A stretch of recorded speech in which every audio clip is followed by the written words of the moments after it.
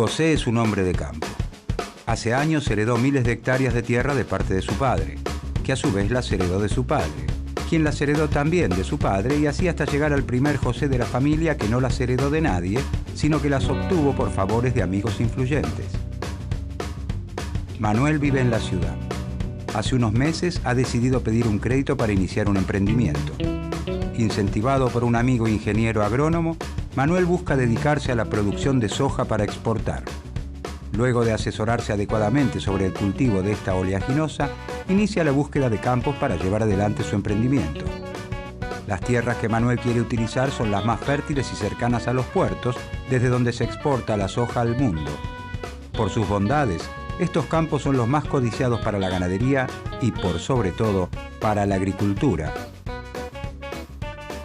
Luego de una extensa búsqueda, Manuel encuentra unas tierras que le parecen las indicadas y se sienta a negociar con su propietario, José. ¿Serán beneficiosas para Manuel las condiciones que exige José para arrendarle su campo? ¿Algún exponente de la historia del pensamiento económico podrá ayudarlo con su negociación?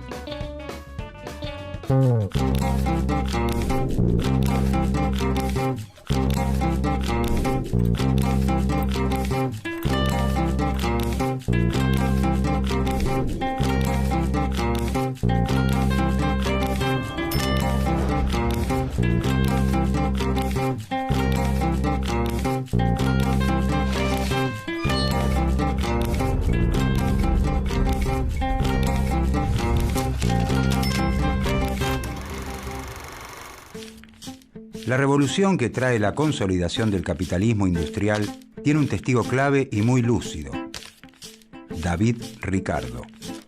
Nace en Londres en 1772. A los 14 años se inicia como agente de bolsa, la misma actividad que realiza su padre. Gracias a esta incursión, logra acumular una fortuna considerable. Si bien procede de una familia culta, no es un académico, sino un hombre de negocios.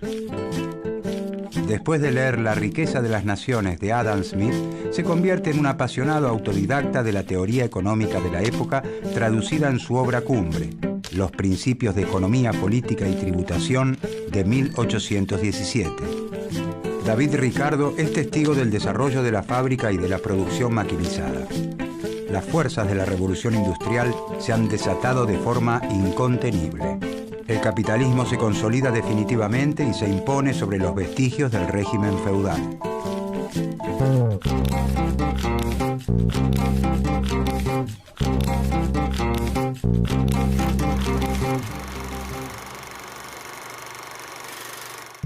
Con anterioridad a la revolución industrial, Inglaterra es una nación fundamentalmente agrícola. Allí todo se hace a mano. La tierra se cultiva a mano y a mano se fabrican las herramientas para cultivarla. La manufactura domina el campo y las ciudades. Hacia fines del siglo XVIII estalla la revolución industrial con epicentro en Inglaterra y desde allí se difunde hacia el resto de Europa occidental. El cambio en la técnica productiva que la caracteriza genera un gran impacto en la sociedad hasta entonces conocida, no solo en el nivel de producción alcanzado, sino también en las relaciones que establecen los hombres y las mujeres al desarrollar su actividad. Los cambios más importantes que se producen se vinculan con una innovación en la fuerza motriz utilizada. En 1769 se inventa la máquina a vapor y el mundo ya no volverá a ser el mismo. La máquina a vapor permite alcanzar niveles de energía y producción muy superiores a los conocidos. Esta se construye con hierro, y para fundir el hierro se utiliza carbón. De este modo, la nueva industria pasa a basarse en gran medida en el uso combinado del carbón, el hierro y el vapor. La manufactura, que se basa fundamentalmente en la reunión de trabajadores bajo un mismo techo y en la división de sus tareas, es desplazada por la gran industria. Las viejas herramientas manuales comienzan a ser suplantadas por la maquinaria. El sistema capitalista llega hacia su madurez. Se expande el comercio de ultramar y se abren mercados en otros continentes. Inglaterra obtiene grandes ganancias y la acumulación de capitales en manos de sus mercaderes constituye una fuente de recursos que alimentará el gran salto de la industria. Este impulso productivo necesita de manos laboriosas que transformen las materias primas en productos finales.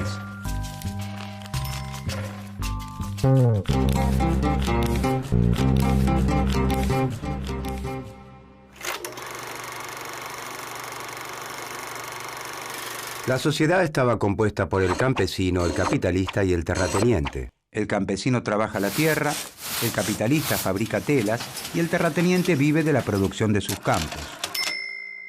Entre 1760 y 1840, el Estado inglés dicta las actas de cercamiento, que hacen obligatorio el cercamiento de las tierras. El campesino que vive por entonces en terrenos comunales, en los que goza de derechos de pastura y recolección de leña y caza, debe abandonarlos. La misma suerte corren otros pequeños productores que no disponen de los recursos necesarios para cumplir con la ley. Todos ellos son expulsados a las ciudades. El terrateniente implementa las nuevas técnicas de cultivo que generan el aumento de la producción agrícola. Esto le permite prescindir de una gran cantidad de trabajadores en sus campos y abaratar sus costos. Además, con el gran crecimiento en la producción y exportación de textiles de lana, el terrateniente comienza a reemplazar parte de los cultivos por ganadería, actividad que también requiere una menor cantidad de trabajadores. La gran expulsión de campesinos y artesanos empobrecidos de las aldeas da nacimiento a una masa de hombres y mujeres que no dispone de tierras ni de maquinaria. Solo cuentan con su capacidad de trabajo y necesitan venderla para su subsistencia y la de sus familias. De esta manera, se incrementa la disponibilidad de mano de obra para la industria y los servicios. El capitalista se ve favorecido por la gran masa de hombres y mujeres que ofrecen su fuerza de trabajo para subsistir y por la expansión de los mercados. El campesino pasa a trabajar en la fábrica del capitalista. Como el salario que recibe por su fuerza de trabajo no alcanza para la subsistencia de su familia, la mujer y los hijos del campesino también se emplean en la fábrica. El aumento de la producción, ya que se incorporan mano de obra y de nuevas maquinarias, le permite al capitalista expandir sus mercados y acumular capitales. La gran industria modifica también las relaciones sociales de producción. Las máquinas marcan los ritmos de trabajo y esto genera una tarea más parcializada y repetitiva. El campesino y su prole, que ahora trabaja como operaria de una fábrica, pierden de vista el producto final de su trabajo. Se convierten en un engranaje más del sistema. El capitalismo comienza a mostrar su lado más oscuro. Los hombres, mujeres y niños empleados en las fábricas viven en condiciones de miseria extrema, carecen de una legislación laboral que los proteja, trabajan por extensas jornadas y sin las condiciones de higiene mínimas.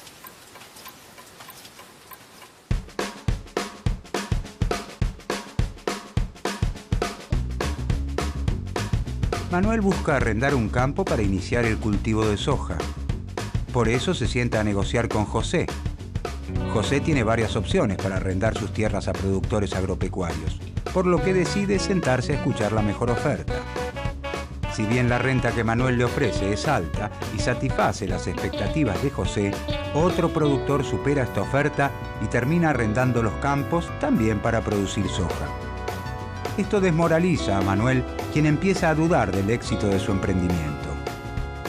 ¿Manuel debe insistir con la producción agropecuaria o le conviene buscar otra actividad? Las teorías de David Ricardo podrán ayudar a Manuel.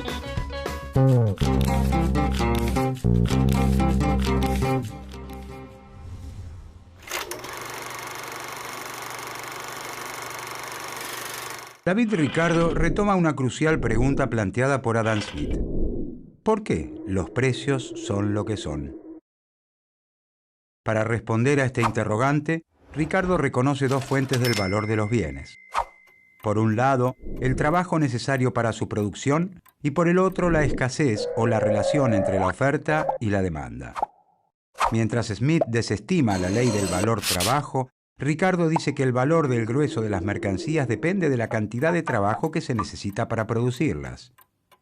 Así, entonces, el precio de un bien está determinado por el trabajo que costó producirlo, pero también por lo difícil que sea conseguirlo. La mayor parte de las mercancías que conocemos se pueden reproducir a gusto. El fabricante de ropa, por ejemplo, puede llevar al mercado tantas prendas como desee. Basta con que adquiera las materias primas y contrate a los trabajadores necesarios. El valor de estas mercancías y el de todas las otras que se puedan reproducir sin problemas depende de la cantidad de trabajo que se necesita para producirlas. Cuanto más trabajo requieren, mayor es su precio. En estas mercancías, las fuerzas del mercado pueden hacer subir o bajar el precio de su valor natural determinado por el trabajo incorporado, aunque solo temporalmente. El precio está regido por el trabajo incorporado. Pero existen otras mercancías que tienen características diferentes. No pueden reproducirse fácilmente o no pueden reproducirse en absoluto. Si una partida especial de vinos Merlot cosecha 1983 de la región de Burdeos en Francia es de 3 botellas y son 9 los amantes del buen vino que quieren comprarlas, los demandantes competirán por quedarse con la preciada bebida y harán subir el precio hasta valores que pueden no tener ninguna relación con el trabajo que requiere su elaboración. En este tipo de bienes, el valor se determina por la escasez. Su valor es totalmente independiente de la cantidad de trabajo necesario para producirlos. Pero estos son solo una pequeña parte del conjunto de bienes que se intercambian diariamente en el mercado. El grueso de los productos puede ser multiplicado mediante el trabajo casi sin ningún límite, por lo que su valor, dice Ricardo, se rige por el trabajo incorporado y luego se divide entre los ingresos de las 3 clases sociales: el salario de los trabajadores, la ganancia de los capitalistas y la renta de los propietarios de la tierra.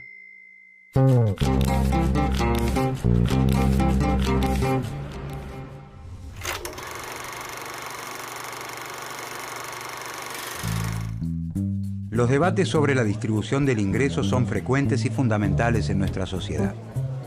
Más allá de cuánto crece la riqueza generada por las sociedades, resulta clave observar quiénes son los que se apropian de esta mientras crece. ¿Qué porción reciben los trabajadores? ¿Cuánto los capitalistas? ¿Crecen más los salarios o las ganancias? La teoría de la distribución del ingreso es el aporte más original de la obra de Ricardo. Para llegar a ella, utiliza la clasificación de clases introducida por Smith: renta del terrateniente, beneficio del capitalista y salario del trabajador. A Ricardo le interesa fundamentalmente conocer la evolución de estos ingresos en el tiempo a medida que aumenta la población y, en consecuencia, el consumo.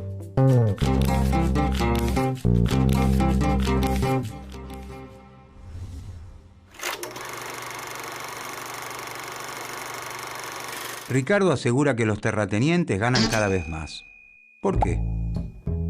La renta es el ingreso que recibe el terrateniente Pedro por permitir el uso de la tierra que le pertenece. Como la tierra no es un bien ilimitado en cantidad ni uniforme en calidad, se paga renta por su uso. Como es lógico, la tierra que primero se cultiva es la que tiene mayor fertilidad y se encuentra bien ubicada geográficamente. A medida que crece la población, es mayor la demanda de alimentos. Entonces se hace necesario explotar nuevas tierras que tienen cada vez una menor calidad y gozan de una peor ubicación. Supongamos que, en la primera tierra que entra en producción, la más fértil, producir 1 tonelada de trigo requiere 15 horas de trabajo. Esta tonelada de trigo tendrá un valor equivalente a 15 horas de trabajo. Cuando se recurre a tierras de menor calidad o peor ubicadas que demandan mayor trabajo, deben emplearse 20 horas para producir 1 tonelada de trigo. Entonces el valor del trigo aumenta. Se cambiará ahora por mercancías que implican 20 horas de trabajo. El precio del trigo se determina por la cantidad de trabajo requerido en las tierras menos fértiles, ya que de otro modo estas parcelas no se explotarían. Sin embargo, esto afecta también al trigo producido en las mejores tierras, que aún requieren 15 horas de trabajo. El dueño de las mejores tierras en las que se puede producir en 15 horas recibirá un extra de 5 horas de trabajo, dado que el precio será el correspondiente a 20 horas.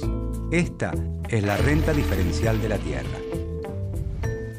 El beneficio extraordinario siempre queda en manos del terrateniente y no del capitalista, que realiza las inversiones en galpones, abonos, cercas y muros necesarios para poner la tierra en producción. Los capitalistas compiten entre sí y el que se beneficia de esta competencia es el terrateniente.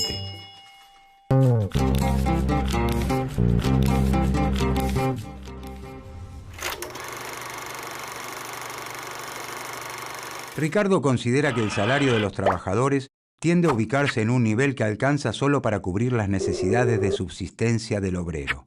Ni más ni menos. Este mínimo de subsistencia depende del precio de los alimentos, de los otros productos necesarios para vivir y de las comodidades para el sostén del trabajador y su familia. Es decir, depende de la idiosincrasia de un país y de su grado de desarrollo, por lo que es más elevado en Inglaterra que en India o México.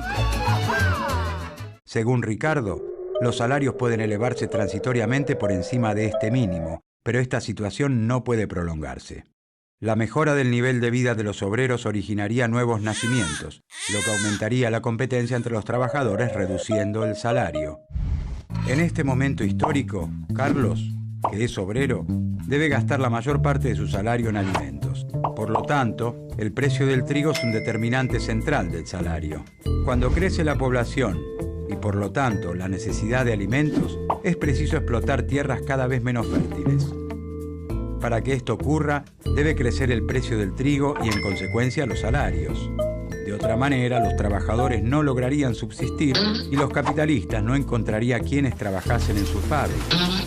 ¿Pero es este salario realmente mayor? ¿Puede el operario comprarse ropa nueva o cenar con vino? Con ese salario mayor, los trabajadores podrán comprar la misma cantidad de alimentos que antes. Su situación no mejora ya que su salario real no se modifica.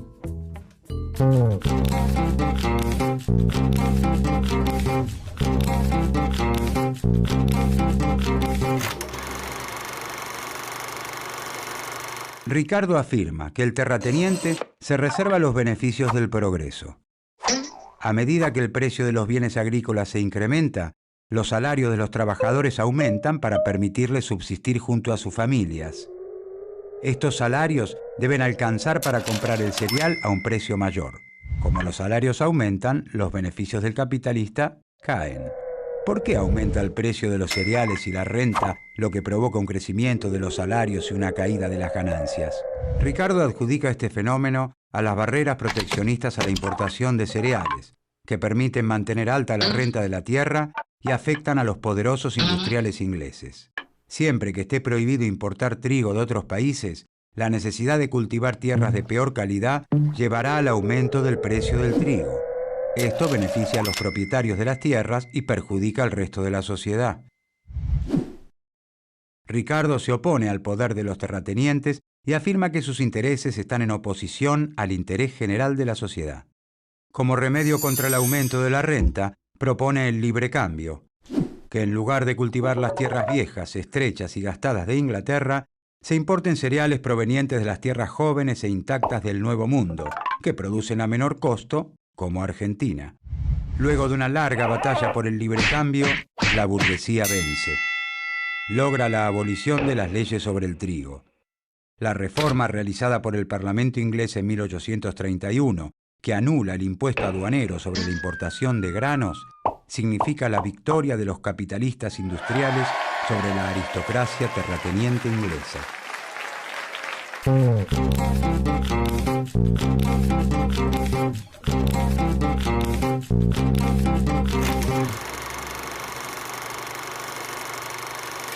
Ricardo hace un aporte relevante al analizar las causas por las que existe el comercio internacional.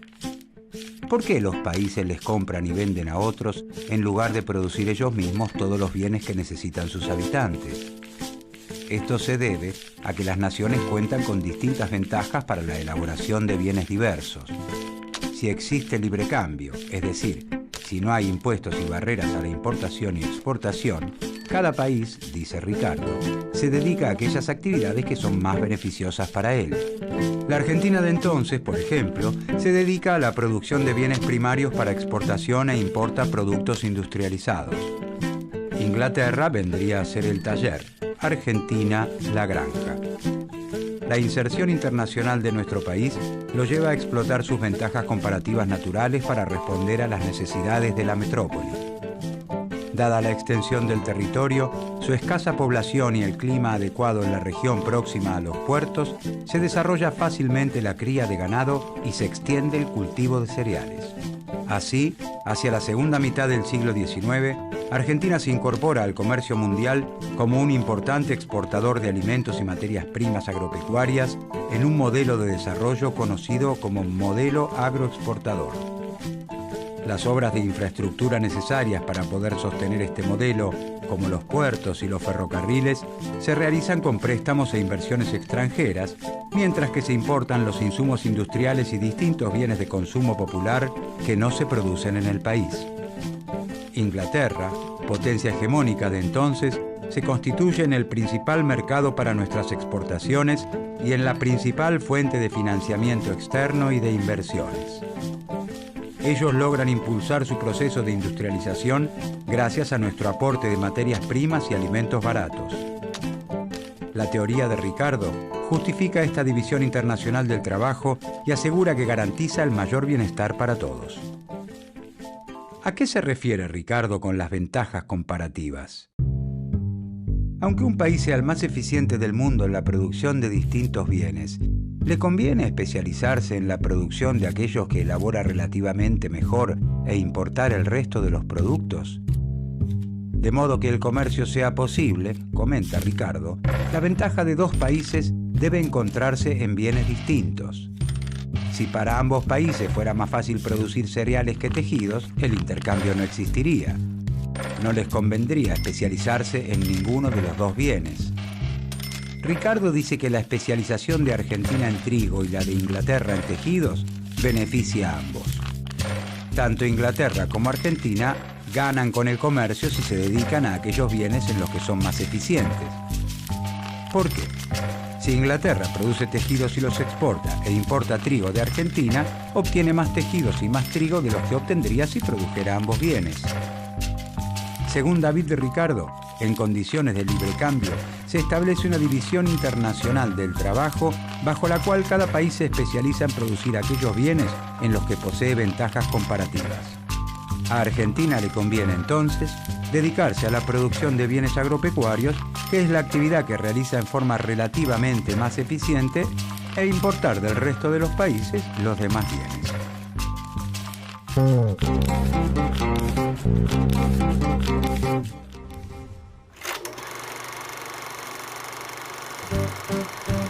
David Ricardo siguió siendo hasta 1870 el mayor inspirador, después de Smith, de la economía política.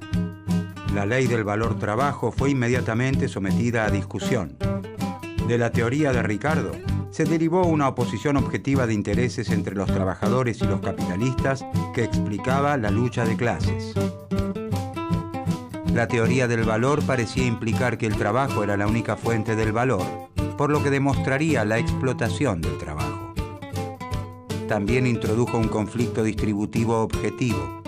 En la sociedad capitalista, todo aumento en los salarios produce una caída en la ganancia a menos que se incremente la productividad.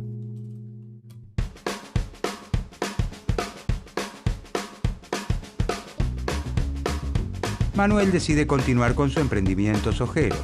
Amplía la búsqueda de terrenos y, ayudado por la expansión de este cultivo, encuentra unas tierras aptas en el norte del país. Como estas tierras no son tan fértiles como las de José y están alejadas de los puertos marítimos, la renta es menor, por lo que Manuel finalmente puede llegar a un acuerdo con el dueño de estas e iniciar el cultivo.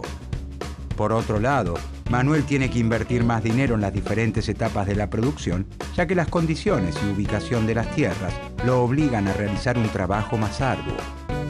Sin embargo, ahora Manuel es consciente de que, gracias a las ventajas comparativas de Argentina en la producción agropecuaria, su emprendimiento tendrá éxito. Como el precio internacional de la soja se calcula según tierras menos productivas que las de Manuel, él sabe que una buena producción le asegura ganancia. A su vez, las condiciones internacionales del comercio de soja y la demanda de los países emergentes amplían aún más las posibilidades de progreso de Manuel. Mientras tanto, desde su campo, José el terrateniente hace cuentas en silencio y disfruta de los beneficios extraordinarios que sus tierras heredadas le proporcionan en un país donde la actividad agropecuaria marca el ritmo de la economía.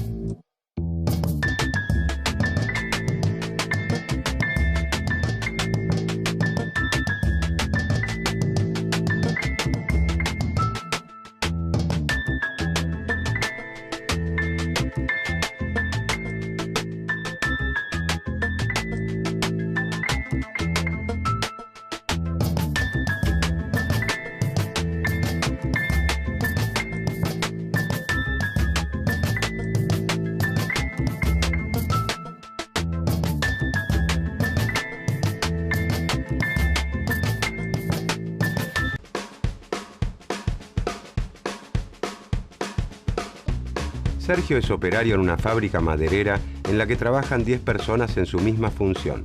Gracias a las máquinas compradas por Juan Martín, el empresario, producen 5.000 sillas por mes. Un día, Sergio se pone a hacer cálculos y se da cuenta que sus necesidades básicas y de esparcimiento se cubren con el valor de 150 sillas. De este modo, el salario mensual que lo dejaría satisfecho sería equivalente a 150 sillas. Pero Sergio produce alrededor de 500 sillas en ese lapso de tiempo. Entonces razona. Si pudieran prescindir del empresario, él y sus compañeros se limitarían a producir 150 sillas cada uno, es decir, 1.500 sillas en total. Entonces, cubrirían sus necesidades y podrían irse a su casa habiendo trabajado tal vez 2 horas diarias. Podrían dedicarse el resto del tiempo al ocio o al esparcimiento. Entonces, ¿qué teoría podrá ayudar a Sergio y a sus compañeros a hacer esto posible?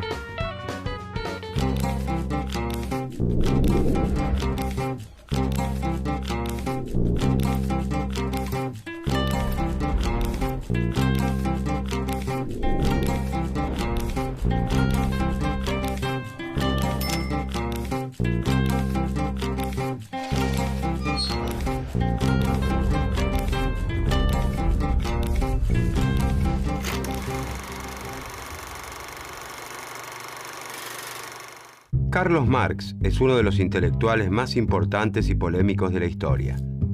Nace en Treveris, una ciudad de la actual Alemania, en 1818, en el seno de una familia judía de clase media alta. Estudia Derecho y Filosofía en las universidades de Bonn y Berlín y desde muy joven participa en la vida política alemana. El compromiso político estará presente a lo largo de toda su obra. Buscando comprender al capitalismo, lee, reproduce y comenta las obras de Hegel, Hume y Locke. En 1844 toma contacto con organizaciones de trabajadores industriales y adhiere al comunismo, una vertiente del socialismo que cree que el proletariado llevará a la sociedad a una nueva etapa, aboliendo las relaciones capitalistas de producción y con ellas las clases sociales. Hacia 1845, perseguido por el gobierno prusiano, Marx emigra primero a París y luego a Bruselas. En 1848 publica junto a Federico Engels el Manifiesto del Partido Comunista, uno de los libros más leídos de la historia de la humanidad. Deportado, en 1849 se instala en Londres, donde se dedica a estudiar economía, fundamentalmente a los economistas clásicos Smith y Ricardo, mientras vive en la pobreza. Después de consagrarle más de 14 años de estudio, Marx publica en 1867 el primer tomo de El Capital, Crítica de la Economía Política. En El Capital, Marx explica el mundo de la época estudiando cómo se producen y distribuyen los bienes para satisfacer las necesidades humanas y cómo lo hicieron otras sociedades a lo largo de la historia.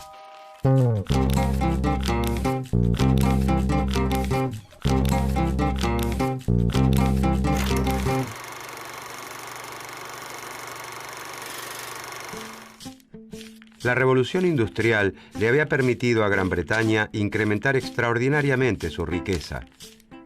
En ese camino también estaban los Estados Unidos y las principales potencias del continente europeo. Pero a mediados del siglo XIX en Inglaterra, donde se vislumbra el mundo por venir, la prosperidad no llega a las clases bajas. La mayoría de los núcleos urbanos industrializados vive en condiciones de miseria. No hay legislación que proteja a los trabajadores. Las jornadas de trabajo son ilimitadas. El descanso dominical es un precepto que se incumple religiosamente. El trabajo infantil es moneda corriente en aquellas fábricas. Las desastrosas condiciones de higiene son moneda corriente en estos espacios. A medida que la industrialización avanza, los obreros europeos comienzan a tomar conciencia que su esfuerzo cotidiano es el que enriquece a los dueños de las fábricas. El hambre de justicia y el descontento comienzan entonces a reunirse, a identificarse como clase y a organizar formas de protección y ayuda mutua y de protesta y rebelión. surgen los primeros sindicatos y con ellos las primeras huelgas para reclamar el aumento de salarios, la disminución de la jornada laboral y la protección ante accidentes laborales.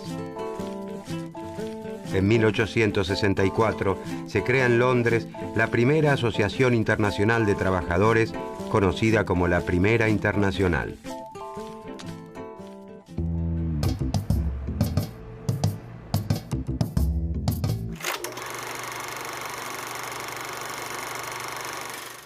Tal como lo habían hecho Smith y Ricardo, a quienes él llama clásicos, Marx entiende al mercado como un sistema con sus propias leyes de movimiento y trata de comprenderlas. Sin embargo, su visión es muy distinta a la de sus antecesores, que veían al mercado como la organización social óptima para guiar la producción y distribución de bienes en cualquier sociedad. Marx comprende que el mercado es la principal institución de un orden social, el capitalismo, y que éste, como todos los órdenes sociales previos, tuvo un origen que debe explicarse y un fin que puede deducirse de su propio funcionamiento. En el capitalismo, las decisiones de producción, empleo o comercio ya no están dictadas por ningún faraón, emperador o autoridad religiosa, sino por la actividad autónoma y desorganizada de empresarios que toman sus decisiones buscando obtener la mayor ganancia posible. Para ello, contratarán trabajadores que deberán producir de acuerdo a lo que decida el empresario, ya que en su gran mayoría no cuentan con más alternativa que vender su propia fuerza de trabajo para subsistir. Marx escribe mucho más que un tratado de economía. Lo que pretende es desarrollar una herramienta para la liberación de los trabajadores de todas las cadenas del sistema capitalista, en el que no solo son explotados, sino que constantemente limita su capacidad de desarrollo intelectual y afectivo.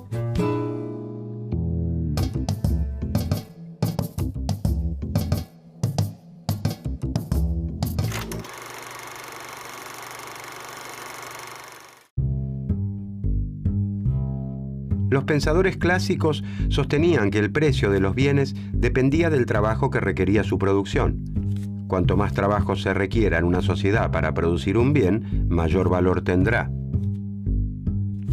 Marx continúa esta línea de análisis, pero agrega que los bienes del trabajo humano no siempre fueron hechos para un mercado y tuvieron precio.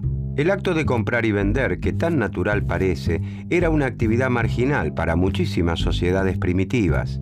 De allí que para Marx, el elemento fundamental de la economía capitalista es la mercancía. Mercancía no es sinónimo de producto o de bien.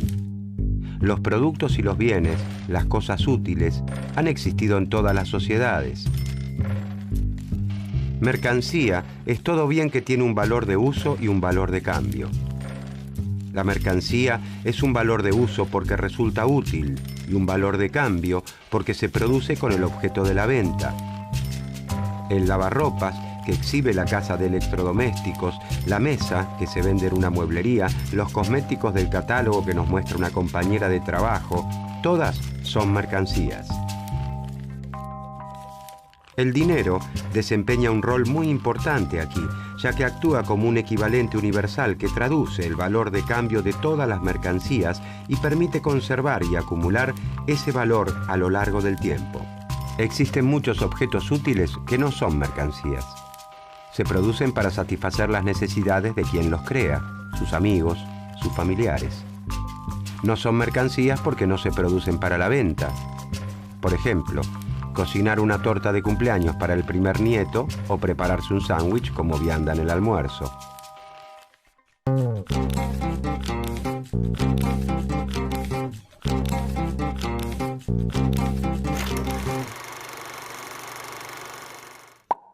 ¿Por qué 2 lapiceras que cuestan 15 pesos cada una pueden cambiarse a través del dinero por una remera que cuesta 30 pesos?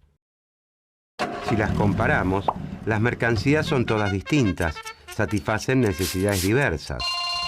Una lapicera tiene la utilidad de permitirnos escribir, una remera la de vestirnos. Para que exista el deseo de cambiarlas entre sí a través del dinero, los valores de uso deben ser distintos. No tendría sentido cambiar una remera por otra. Queremos cambiar remeras por lapiceras. Todas las mercancías se igualan en el intercambio o compra-venta. Si una lapicera cuesta 15 pesos y una remera cuesta 30 pesos, dos lapiceras son iguales en algo a una remera. ¿Por qué la remera se iguala a dos lapiceras y no a 5 o a 15? Porque tienen algo en común y de la misma magnitud. Marx afirma que existe una sustancia que las iguala aunque no la podamos ver. Y esa sustancia, según Marx, es el trabajo humano. Los trabajos para fabricar remeras o lapiceras, por más diferentes que sean en lo concreto, pueden reconocerse como trabajo en general o trabajo abstracto. El trabajo humano abstracto es el gasto de músculos, nervios y cerebro que se realiza en la actividad laboral. Cuando dos valores de uso se igualan como mercancía, dejan de lado sus cualidades materiales diversas y los trabajos concretos que le dieron origen y queda en pie una única característica. Todas las mercaderías son la materialización de cierta cantidad de trabajo humano abstracto. Cuanto más trabajo humano abstracto se necesita para producir un bien o servicio, mayor valor tendrá como mercancía. El valor de la mercancía, dice Marx, depende del tiempo de trabajo socialmente necesario para la producción, determinado por la situación promedio de la técnica en esa industria. No depende del tiempo particular que se destinó a la producción de una mercancía específica, sino del promedio social. Si el promedio de tiempo socialmente aceptado para fabricar una lapicera es de 15 minutos y los trabajadores de una empresa la confeccionan en 20 minutos, la lapicera seguirá costando 15 pesos por unidad. Pero se habrá incrementado en este caso el costo de producción, porque deberá pagar mayores salarios que lo que paga en promedio la industria y, por lo tanto, ese empresario verá reducida su ganancia.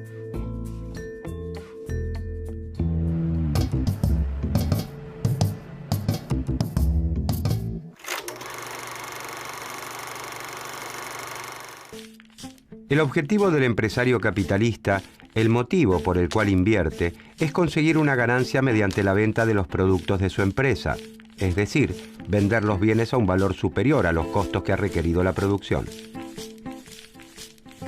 Marx afirma que en el sistema capitalista, la producción implica la explotación del trabajador por parte del capitalista. No importa que un patrón individual pague buenos salarios, participe de actividades de beneficencia o que sea una buena persona, padre afectuoso o amigo entrañable. En tanto capitalista, es un explotador, porque paga a sus trabajadores apenas una parte de lo que ellos producen. Para Marx, en una economía donde no existiera la división de clases entre capitalistas y trabajadores, en la que todos fueran productores independientes dueños de sus herramientas, el trabajador recibiría todo el producto de su esfuerzo. El panadero, el herrero y el zapatero cambiarían sus mercancías por dinero para inmediatamente conseguir las mercancías que necesitaran, y las mercancías que obtendrían tendrían la misma cantidad de trabajo incorporado que la suya. Así, según la teoría de Marx, si para fabricar una puerta se requiere un día de trabajo y para un par de zapatos alcanza con media jornada, el zapatero debería entregar 2 pares de sus calzados para que el carpintero le entregue la puerta. Pero en el régimen capitalista de producción, los dueños de los medios de producción, como las plantas fabriles, las maquinarias o los instrumentos de trabajo, son los capitalistas. Los trabajadores venden su fuerza de trabajo en el mercado a cambio de un salario para poder vivir y mantenerse. Siempre hay practicantes de oficios independientes, pero la tendencia indica que son reemplazados por la organización empresarial. Mucho más cuando aumentan los costos de sus herramientas de trabajo y un trabajador independiente ya no puede adquirirlas. La burguesía o clase capitalista es la dueña del capital. Capital es el dinero que se utiliza para obtener más dinero.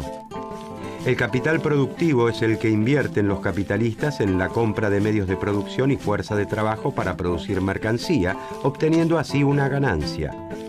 La búsqueda del lucro es el motor de la sociedad capitalista.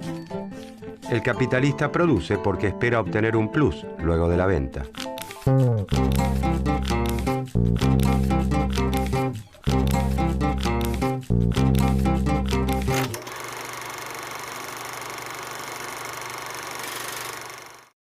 Para producir sus mercancías, venderlas en el mercado y obtener una ganancia, el capitalista destina parte de su capital, llamado por Marx capital constante, a adquirir maquinarias e instrumentos de trabajo y otra, denominada capital variable, a contratar obreros.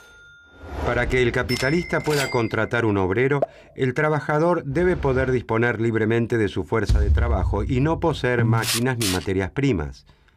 El trabajador solo cuenta con su fuerza de trabajo para vender en el mercado y garantizar así su subsistencia. El salario que el capitalista le paga al trabajador es entonces el precio de la fuerza de trabajo. El valor de cambio de una mercancía está dado por el trabajo que a una sociedad le cuesta reproducirla. Consecuentemente, el valor de la fuerza de trabajo equivale a lo que un obrero necesita para mantener sus fuerzas y poder volver a trabajar al mes siguiente. El valor de la fuerza de trabajo se obtiene sumando los costos en alimento, vestido, vivienda, salud y educación necesarios para que un trabajador conserve sus fuerzas, mantenga a su familia y, sobre todo, continúe trabajando. Sin embargo, para Marx, la fuerza de trabajo no es una mercancía como todas las demás, sino que tiene una característica única, la capacidad de crear valor.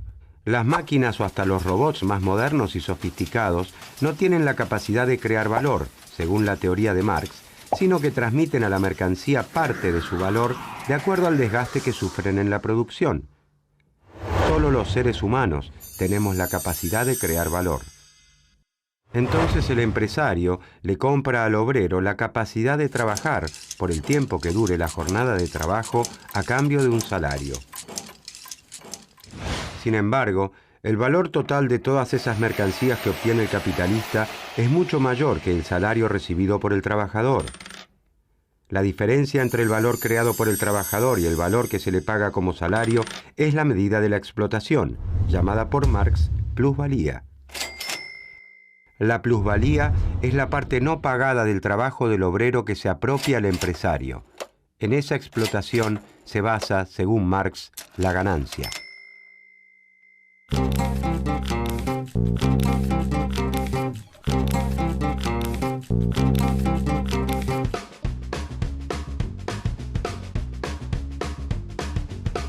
La fábrica de sillas donde trabaja Sergio junto a otros 9 operarios produce 5.000 sillas por mes. Con el producto de solo 1.500 sillas, Sergio y sus compañeros cubrirían sus necesidades y podrían volver a sus casas tras trabajar solo un par de horas diarias. Sin embargo, el contrato laboral le permite al empresario Juan Martín disponer de 8 horas diarias de trabajo, es decir, de 6 horas más que las necesarias para cubrir el costo salarial. Luego de pagar los salarios equivalentes a 1.500 sillas a Sergio y a sus 9 compañeros trabajadores, Juan Martín, el capitalista, dispone de 3.500 sillas más para vender en el mercado que le representan su ganancia.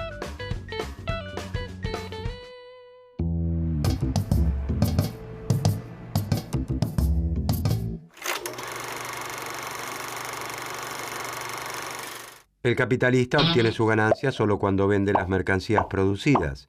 Al empresario no le interesa producir lo que necesita la sociedad, sino lo que puede venderse en el mercado. Esa es la demanda.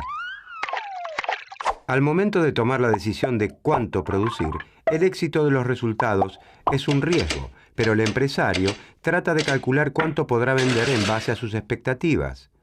Tampoco sabe a qué precio se venderán sus mercancías. Todo es incertidumbre para el capitalista. Esta forma de organizar la producción hace difícil que coincidan la oferta y la demanda de los distintos bienes. Los empresarios recién se darán cuenta si fue buena su estimación una vez que están en el mercado. Por eso es muy frecuente que sobren muchos bienes producidos. Cuando esto les ocurre simultáneamente a muchos capitalistas, estamos ante las llamadas crisis de realización o de sobreproducción. Entonces, al ver que no pudieron vender sus mercancías, los empresarios ajustan sus expectativas, contraen su producción para el año siguiente, despiden trabajadores, realizan menos inversiones, desencadenando una crisis de mayor o menor magnitud según el caso. En el capitalismo, dice Marx, Las crisis no son fenómenos aislados a los que sigue una recuperación, sino que muestran una contradicción inherente al régimen capitalista de producción. Son inevitables.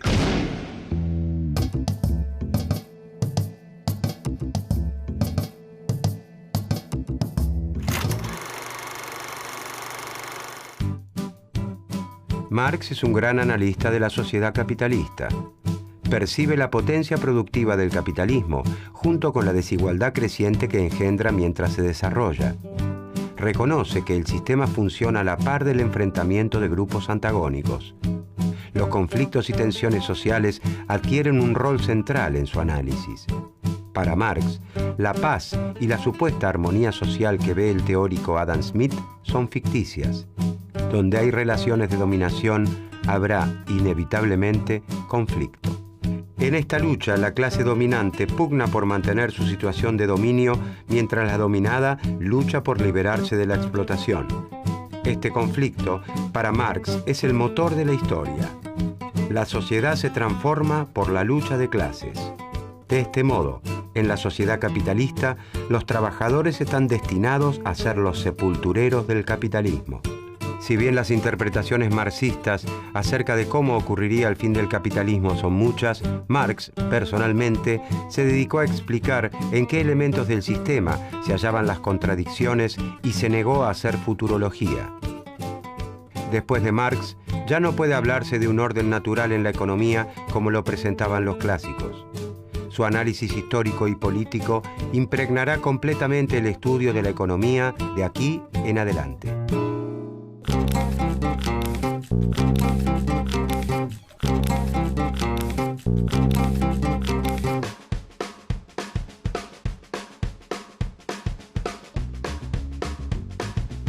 Los trabajadores de la fábrica maderera produjeron 5.000 sillas, porque el empresario Juan Martín había estimado que las vendería fácilmente en un mes.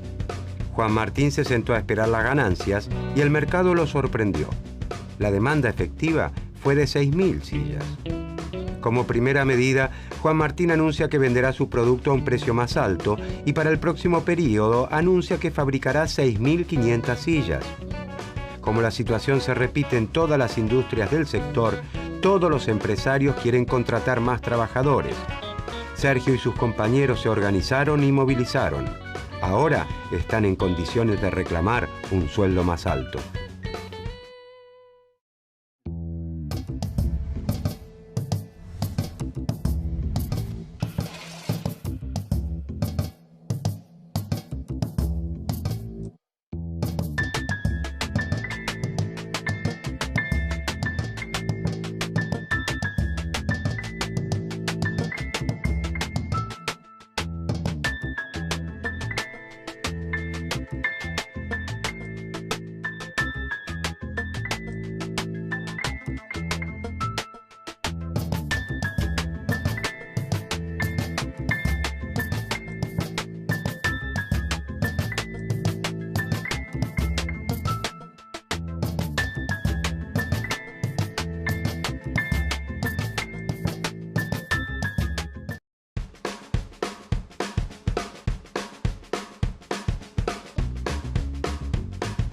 Carlos vende butacas de bebé para auto en Argentina y quiere comprarlos donde sean más baratos, de modo que su ganancia comercial sea lo más alta posible.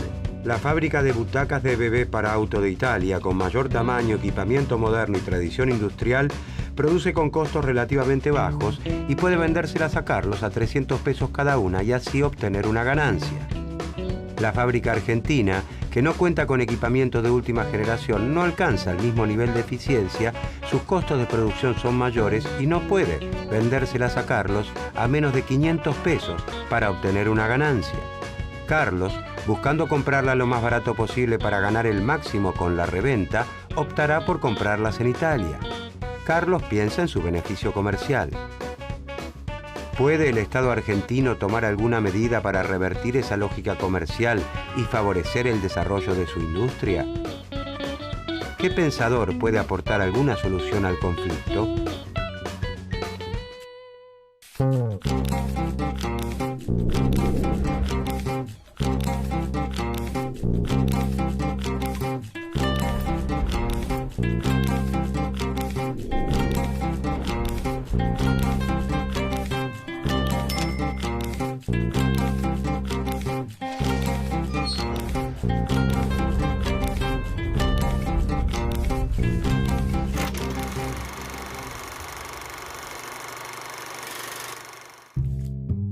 Federico List fue, junto a Carlos Marx, uno de los economistas alemanes más destacados en el siglo XIX. Nace en 1789 en Württemberg, uno de los muchos reinos en los que Alemania se había fragmentado desde mediados del siglo XVII. Inspirado por el crecimiento de las potencias de la época, Inglaterra y Francia, List aspira a la reducción de la brecha entre el desarrollo industrial de estas potencias y el de su nación, y comprende que el primer paso para lograr este objetivo es la unificación territorial de Alemania. List desarrolla su actividad teórica como un hombre de acción. Como tal, lleva adelante una campaña por la desaparición de las aduanas interiores entre los reinos alemanes. Aunque su defensa de la unión aduanera resultó finalmente victoriosa, le costó 10 meses de prisión con trabajos forzados y una deportación a los Estados Unidos, donde viviría entre 1825 y 1832. En Estados Unidos, List toma contacto con la obra de Alexander Hamilton, quien fomenta la protección de las industrias nacionales a través del Estado. Esto lo impulsa a defender el proteccionismo para la subdesarrollada industria de Alemania y la extensión de su sistema de ferrocarriles. En 1841 publica su obra fundamental llamada Sistema Nacional de Economía Política. La obra de List se enmarca en la escuela historicista o histórica de economía. Esta corriente de pensamiento, representada principalmente por alemanes, proponía basar la ciencia económica en el estudio de la historia social, en lugar de deducir leyes sistémicas como lo hacían los clásicos ingleses. Los últimos días de List son desafortunados. Pierde muchas de sus propiedades en la crisis financiera que azota a Estados Unidos en aquel tiempo, enferma y finalmente se quita la vida en 1846. Sin embargo, la obra de List se convertirá en el más valioso legado que conducirá al desarrollo de Alemania en los próximos años. La influencia del historicismo alemán se extiende durante el siglo XX con obras como la de Max Weber y Werner Sombart.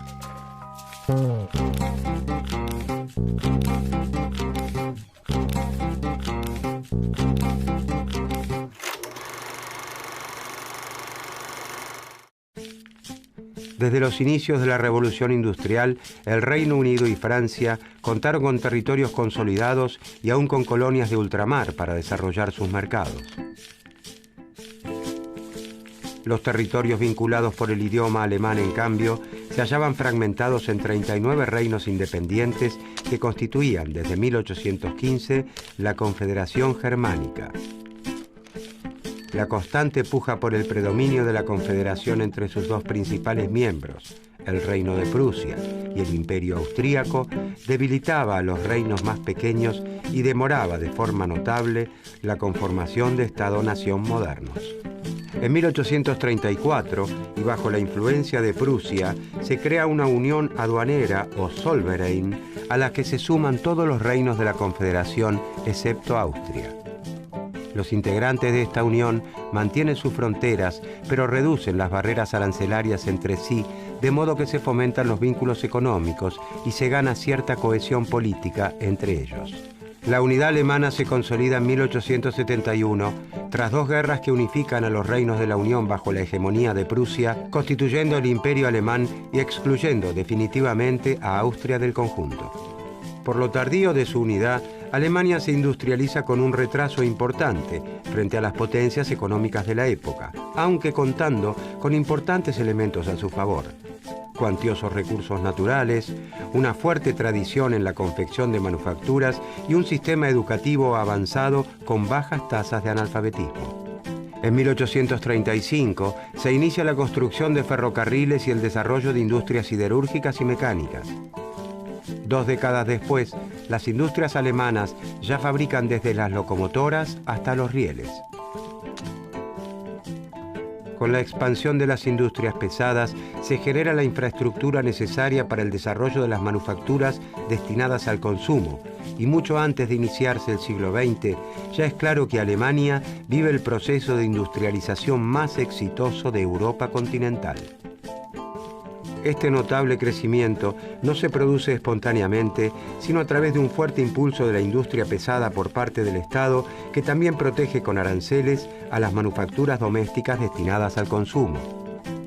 El relativo éxito de esta política, junto a la evidente expansión económica y militar del Imperio alemán, harán que a fines del siglo XIX esta nueva potencia se transforme en una amenaza para el equilibrio internacional instaurado por Inglaterra.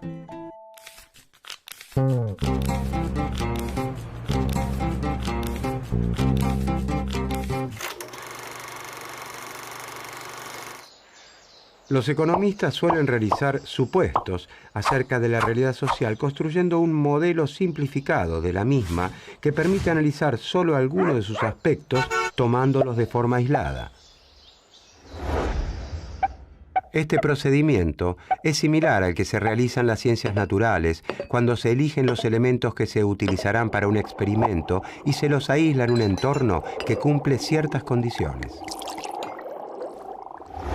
Los modelos son a veces útiles para el análisis de aspectos particulares de la realidad social, ya que en este campo los experimentos no tienen sentido científico.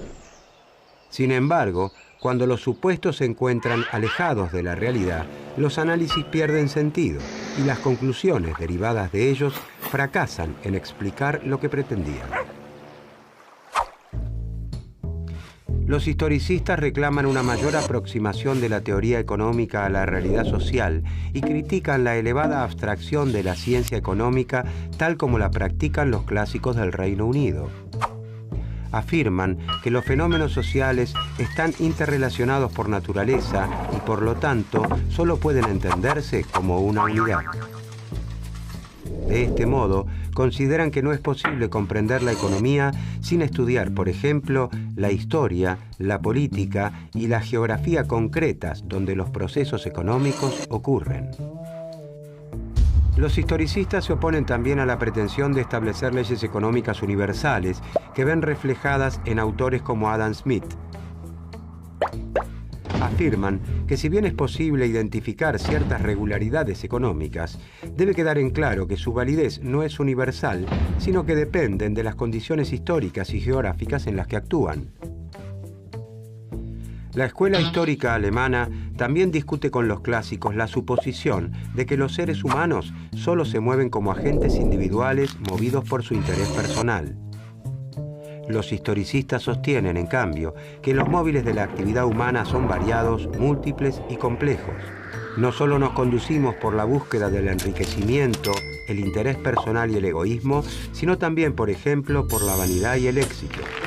Incluso existen móviles más desinteresados, como la solidaridad ante el sufrimiento del prójimo y el deseo de ser útiles a la sociedad. Aislar solo uno de estos móviles para los historicistas es exponerse a conclusiones erróneas. Incluso suponiendo que el hombre busque ante todo su interés personal, es evidente que son muy pocos aquellos que pueden conocer acabadamente qué es lo que más les conviene. ¿Cuántas veces tomamos decisiones contra nuestro propio interés?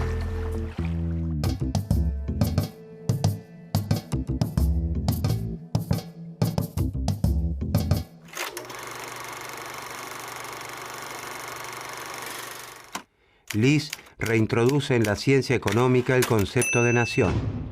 Considera que el análisis económico de los autores clásicos soslaya la división del mundo en naciones independientes con intereses particulares.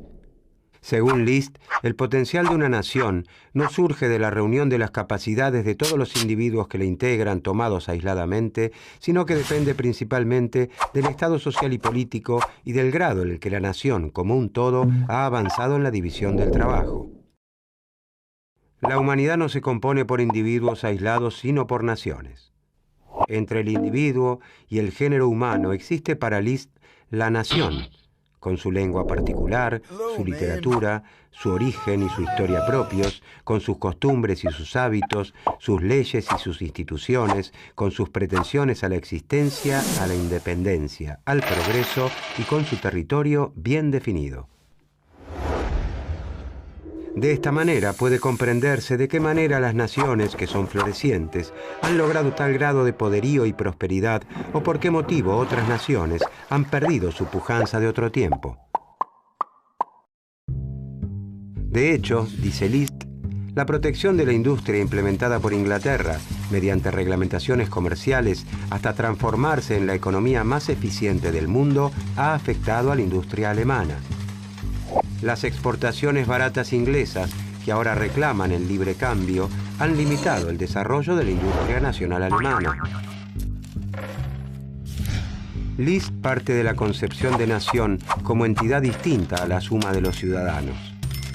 Cree que no es cierto que lo mejor para el comerciante individual sea lo más conveniente para el país, como propiciaba David Ricardo, y que las naciones subordinan los intereses de sus ciudadanos a sus propios intereses nacionales. Por lo tanto, una nación debe procurar construir un todo completo que mantenga relaciones comerciales con otros países de acuerdo a sus propios intereses como sociedad. Y para eso, deberá desentrañar cómo, en la situación actual del mundo, puede avanzar en su proceso de desarrollo.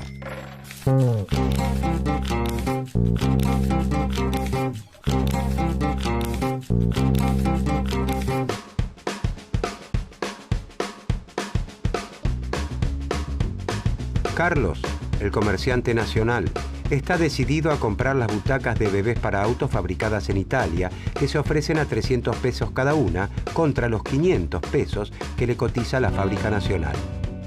Es evidente que su decisión está basada en la ganancia comercial que puede obtener con la reventa, pero también se sustenta en la calidad del producto. Pero entonces, el Estado argentino decide apoyar las actividades relacionadas con la seguridad vial y se propone desarrollar las industrias nacionales relacionadas con esa política que quiere atender. No es un cambio que se dará inmediatamente, pero se supone que, disponiendo de un mercado más grande y ganando escala de producción, la producción nacional va a ir mejorando. Por eso, como primera medida, el Estado argentino cobra un impuesto a las butacas importadas de 300 pesos. El precio de las butacas italianas aumenta a 600 pesos. El precio de las argentinas sigue siendo de 500 pesos. Carlos elige las butacas nacionales por el precio, pero está disconforme cuando compara la calidad del producto local con la del importado.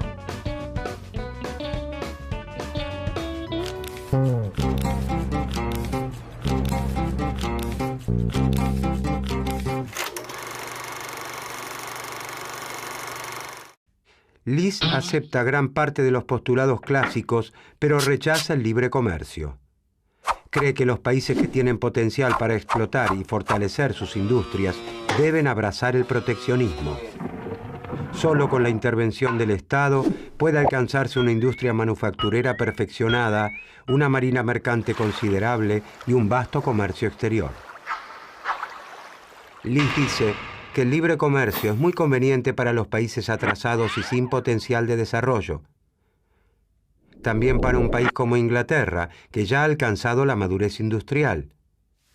Los pensadores ingleses Adam Smith y David Ricardo propician el libre comercio porque luego de utilizar impuestos a las importaciones y restricciones a la navegación, Inglaterra había logrado alcanzar tal capacidad manufacturera y de transporte por mar que ninguna otra nación del mundo podía hacerle competencia. Desde esa posición del liderazgo mundial, los pensadores ingleses alentaban a la especialización de las naciones en aquellos bienes que elaboran mejor. De esta manera, cuando cada país se especializa en lo que hace de forma relativamente más eficiente e importa el resto de los bienes, se establece una división internacional del trabajo que beneficia a todas las naciones. Según los clásicos, todos ganan con el libre comercio si, siguiendo sus ventajas comparativas, Portugal elabora vino, Inglaterra tejidos y Polonia y Argentina cultivan trigo. Pero List advierte que las ventajas comparativas no son datos de la naturaleza, sino el producto de su historia. Por ejemplo, hacia principios del siglo XIX, Portugal se especializa en la elaboración de vino, Inglaterra en tejidos y Argentina y Polonia en la producción de trigo. Pero ¿debe Portugal especializarse en vinos, que es lo mejor que sabe hacer en este momento? ¿O debería proteger a su industria textil para darle tiempo a que fortalezca, logre incorporar tecnologías más sofisticadas, mejore la forma de producción y así volverse más competitiva en el futuro? Liz está a favor del libre comercio solo en el caso de que dos países que participan del intercambio gocen de igual nivel de desarrollo en materia de industria, comercio y navegación. En el estado actual, dice Liz, los efectos de la libertad de comercio serían que Inglaterra se convertiría así en una única e inmensa ciudad manufacturera. Según su análisis, el liberalismo es en realidad una mera justificación de los intereses industriales de Gran Bretaña, que utilizaron el proteccionismo y las restricciones a la navegación para alcanzar un nivel de desarrollo tal que ninguna nación puede sostener la libre competencia con ella. En otras palabras, gracias a la escalera de la protección, han podido trepar al desarrollo industrial y una vez arriba, patean la escalera abogando por la libertad de comercio, de modo que el resto de las naciones no puedan subir tras ellos. La potencia económica de la nación, dice Liszt, no se debe evaluar en términos de la riqueza o de los bienes materiales de que dispone en un momento dado, sino de la fuerza o capacidad productiva con la que cuenta. Algunos países pueden ser potencialmente muy ricos e ignorarlo por no haber podido explotar sus recursos. Por lo tanto, es más importante concentrarse en cómo llegar a ser que en lo que se es en un momento dado. El poder de generar riqueza es infinitamente más importante que la riqueza misma.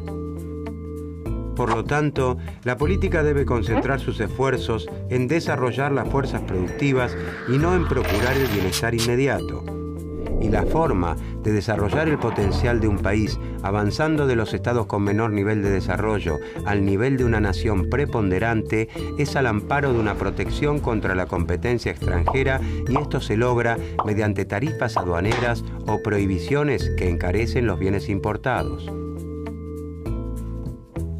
Sin embargo, el proteccionismo a la industria es visto por Liszt como un medio y no como un fin en sí mismo. Debe aplicarse en aquellas actividades que requieren importantes inversiones en equipamiento, conocimientos técnicos, destreza, experiencia y un gran número de brazos, y debe hacerse como una política transitoria. Aunque transitoria no significa breve, y no todas las ramas de la industria deben protegerse por igual, los aranceles protectores deben ser retirados cuando se alcance un grado de competitividad internacional suficiente.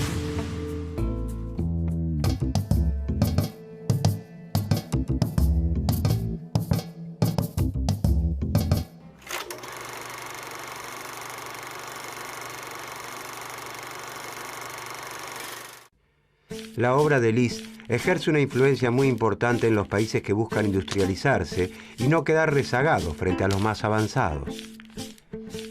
Influye en el pensamiento orientado al desarrollo manufacturero y de protección a las industrias incipientes de Estados Unidos y Alemania a fines del siglo XIX e incluso de Japón y Corea ya en el siglo XX.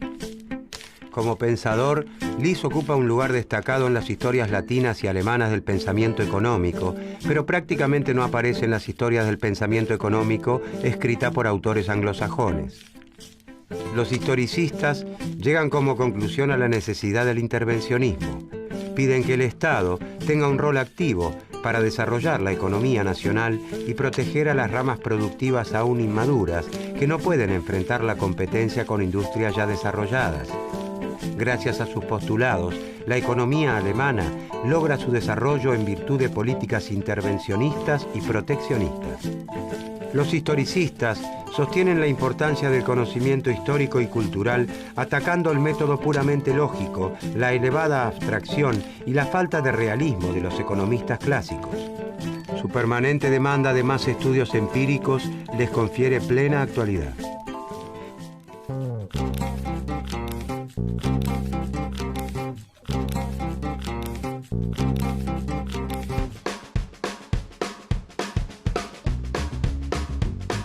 Luego de un tiempo, desde que el Estado argentino decidiera fomentar las industrias nacionales, relacionadas con la seguridad vial y de que Carlos continuara inclinándose por las nacionales, las butacas argentinas para bebés han mejorado su calidad hasta equipararse completamente con una butaca fabricada en Italia. El incremento en la producción de butacas argentinas le ha permitido a la industria nacional ganar eficiencia, incorporar tecnología y equipamiento y reducir el costo de producción. Ya no se justificaría el impuesto a la importación de butacas italianas.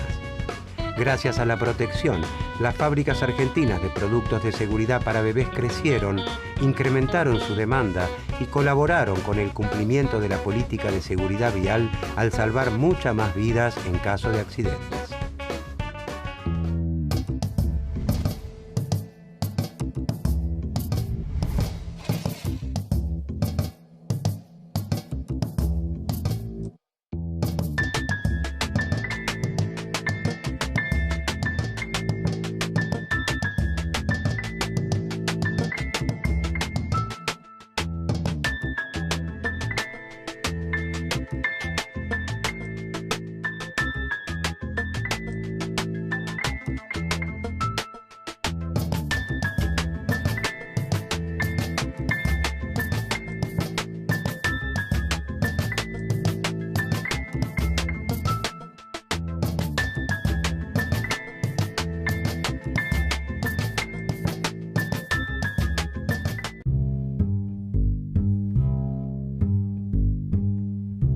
En la siderúrgica Tubos, los obreros y su dueño mantienen un conflicto salarial. Jorge, en representación de los obreros, reclama un aumento de salarios y para eso expone su razonamiento ante Luis, el dueño de Tubos. Jorge razona basándose en la obra de Karl Marx. Afirma que cada metro de caño vendido por la empresa es el producto de horas y horas de trabajo, su trabajo y el de sus compañeros. Sin embargo, solo una parte de la facturación mensual de la empresa se destina al pago de salarios. Además del costo de los insumos y la infraestructura, un enorme porcentaje es disfrutado por Luis como ganancia. Jorge afirma que las ganancias de Luis son producto de la explotación del trabajo y que en un orden social más justo, el total de los ingresos de la empresa deberían corresponderle a él y a sus compañeros.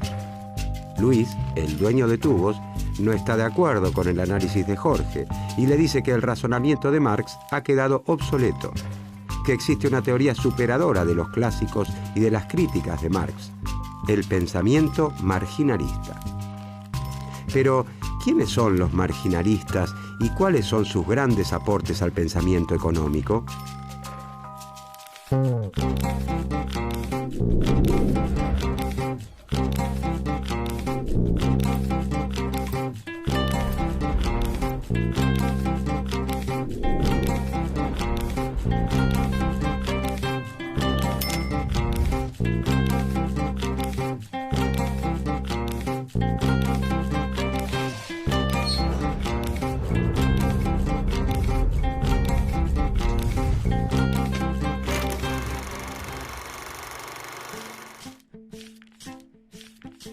Para comprender el surgimiento del marginalismo, hay que saber primero qué ocurría hacia fines del siglo XIX. Estamos en la llamada Segunda Revolución Industrial, un salto tecnológico y productivo que se manifiesta en el notable avance de los transportes a través de la navegación a vapor y el desarrollo de los ferrocarriles, en la aplicación de la química a los procesos industriales y en la aparición de la electricidad. El desarrollo de la economía mundial provoca la concentración del capital en grandes empresas que pasan a dominar grandes mercados. Los países más poderosos como Gran Bretaña y los Estados Unidos organizan el sistema económico mundial en función de la llamada División Internacional del Trabajo. La instalación de grandes fábricas que emplean a miles de trabajadores consolida una importante clase obrera. Para defender sus derechos y satisfacer sus necesidades, la clase obrera tiende a agruparse en sindicatos y en partidos políticos. Las organizaciones revolucionarias se unen a los reclamos obreros. Las luchas se reproducen en todos los países capitalistas avanzados. A partir del análisis de los economistas clásicos y fundamentalmente de la crítica marxista, se deducía que la desigualdad en el reparto de la riqueza se fundaba en la explotación de los trabajadores por parte de los capitalistas. Se hacía necesaria entonces una teoría que explicara la desigualdad y que de alguna manera la justificara. Como respuesta a esta revolución teórica del marxismo y del pensamiento socialista en general, nace en los centros académicos de Europa una nueva corriente de pensamiento económico cuya influencia se extiende hasta nuestros días: la escuela marginalista.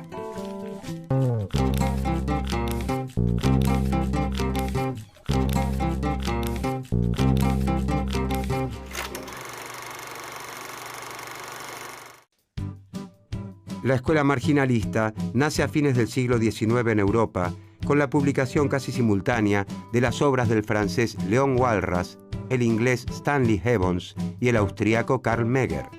Sin embargo, es el economista inglés Alfred Marshall quien hacia 1890 publica sus principios de economía y concreta la consagración del marginalismo al sistematizar el trabajo de los tres pioneros, integrarlos con los aportes de los grandes pensadores clásicos e instalarlo en Inglaterra. También se conoce a esta corriente de pensamiento como escuela neoclásica, buscando señalar una continuidad con los primeros grandes pensadores de la economía.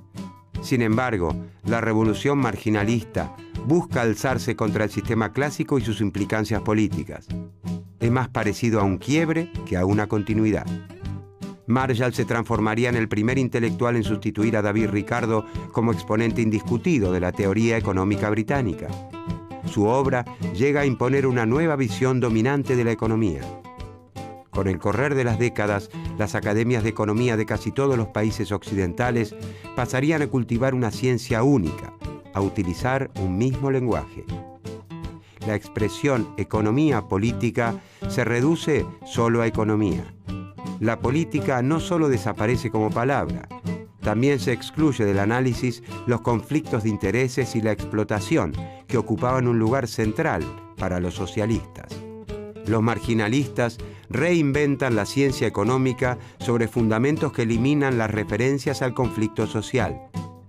Precisamente, el recrudecimiento de los conflictos en las calles y en las fábricas hace que los ambientes académicos, políticos y culturales se muestren especialmente receptivos a abrazar una nueva teoría en la que no existen oposición de intereses entre capitalistas y trabajadores, sino que rige la armonía social.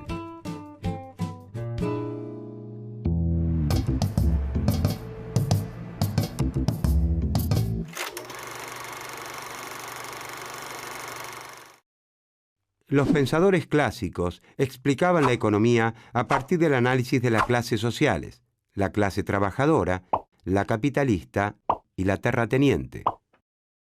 Por su parte, Marx procuró demostrar cómo la clase capitalista se apropiaba de gran parte del valor de las mercancías por el hecho de ser la dueña de los medios de producción, y cómo la clase obrera, por no disponer de estos, no tiene otra alternativa que vender su fuerza de trabajo. Según los marxistas, la lucha de clases por quedarse con la riqueza social es la que determina el desarrollo o evolución de las economías. Tanto los clásicos como los marxistas entienden la economía política como una ciencia social que se dedica al estudio de las relaciones sociales que establecen los hombres y mujeres al producir y distribuir los bienes y servicios que necesitan para vivir. El análisis marginalista, en cambio, deja de lado a los grupos sociales y se centra en los individuos. Para los marginalistas, la sociedad es como un conjunto integrado por átomos sociales. Los grupos sociales se forman simplemente por la suma de individuos y empresas independientes los unos de los otros. No existe la clase obrera como tal. La oferta de trabajo es la que realiza cada trabajador individualmente. Los procesos económicos se explican a través de los mecanismos psicológicos de esos sujetos que los marginalistas llamarán también agentes económicos. Para los marginalistas, Sin importar en qué momento de la historia nos encontremos y bajo qué sistema económico, el sujeto siempre tiene diversas necesidades a satisfacer, pero dispone de recursos insuficientes para hacerlo.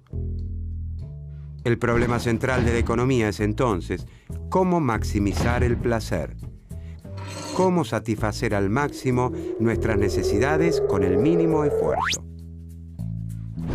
Para ilustrar la concepción neoclásica del sujeto y su papel en la economía, se difundió el término Homo economicus. El Homo economicus es un individuo que siempre elige de la manera más óptima posible y guiado por su interés personal qué necesidades satisfacer de acuerdo a los recursos de que dispone.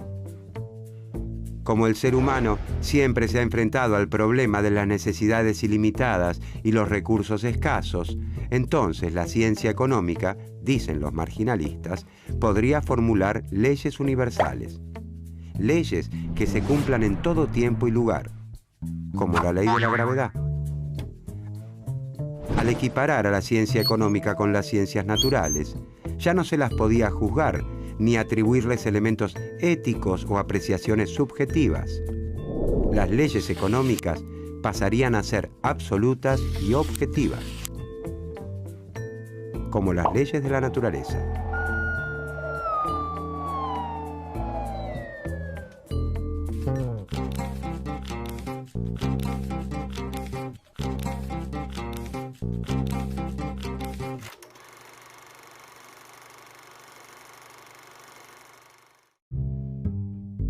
Los marginalistas pretenden ser ideológicamente neutrales en su análisis económico y para ello aplican a sus estudios fórmulas e instrumentos que toman de la física y de la química. En el mismo sentido, las matemáticas pasan a ocupar un lugar central en la ciencia económica. Una idea, por más simple que sea, debe expresarse matemáticamente para que pueda considerarse verdadera. En la actualidad, los economistas saben que un trabajo académico solo será reconocido en los ambientes más prestigiosos si utiliza modelos matemáticos. A través de las matemáticas, los marginalistas intentan encontrar las soluciones óptimas, la respuesta correcta a cada uno de los problemas económicos, desconociendo que la elección de determinado camino o modelo depende fundamentalmente de cuestiones sociales y políticas. Para los marginalistas, esas leyes universales que rigen la economía se derivan de la misma manera que actúa un científico en su laboratorio, aislando y simplificando las variables más importantes de los problemas económicos. Ahora bien, el problema no es la realización de simplificaciones, sino la distancia que puede existir entre esas simplificaciones y la realidad. Si la distancia es demasiado grande, es posible que se esté analizando una realidad virtual o imaginaria, sin punto de contacto con el mundo real.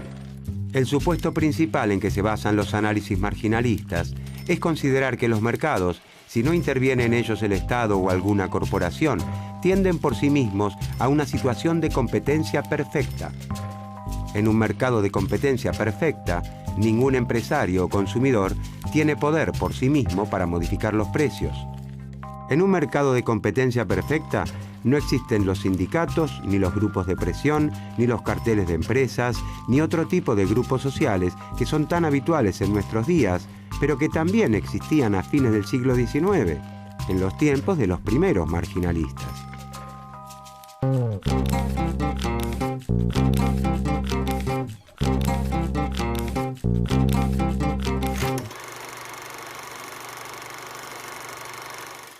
Para el análisis clásico, el valor de las mercancías se determina en virtud de lo que ocurre en el ámbito de la producción, ya sea en el costo de producción, como afirmaba Smith, o en el trabajo invertido en las mercancías, según Ricardo.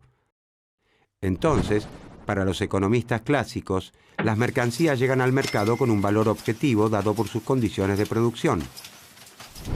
Los marginalistas desarrollan una teoría opuesta, la teoría subjetiva del valor. Subjetiva significa que el valor se determina en el momento del intercambio, de la compra-venta, de acuerdo a las circunstancias del momento. El valor surge entonces del juicio del consumidor acerca de la utilidad de los bienes. Para los marginalistas, en las mercancías no hay nada objetivo que determine su precio. De esta manera, dejan de lado la discusión acerca de la explotación del trabajo humano.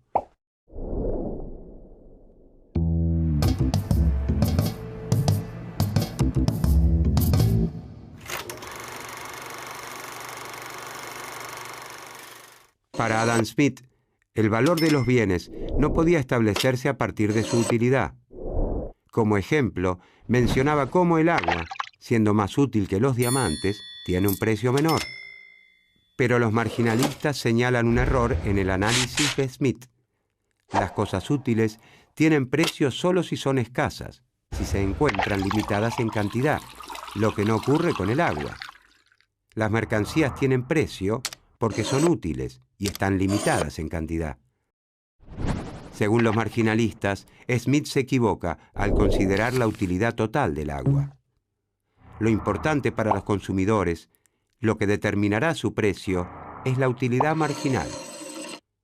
La utilidad marginal es la que brinda la última porción del producto que se consume y no el producto como tal. Donde el agua está disponible en abundancia, su utilidad marginal es baja. La utilidad marginal de los diamantes siempre es alta, a causa de su rareza. Para el que tiene sed, el primer vaso de agua es más importante que el segundo. La primera porción de agua tiene una enorme utilidad. Pero la utilidad de cada porción adicional de agua irá descendiendo hasta hacerse muy pequeña, nula o incluso negativa, cuando ya se tenga la panza hinchada de los vasos de agua bebidos. En relación a los diamantes, no importa si han sido descubiertos por casualidad o si se han empleado miles de días de duro trabajo en un pozo diamantífero. Porque los diamantes no se valoran por los costos de producción, sino en función de la utilidad marginal que los consumidores les conceden.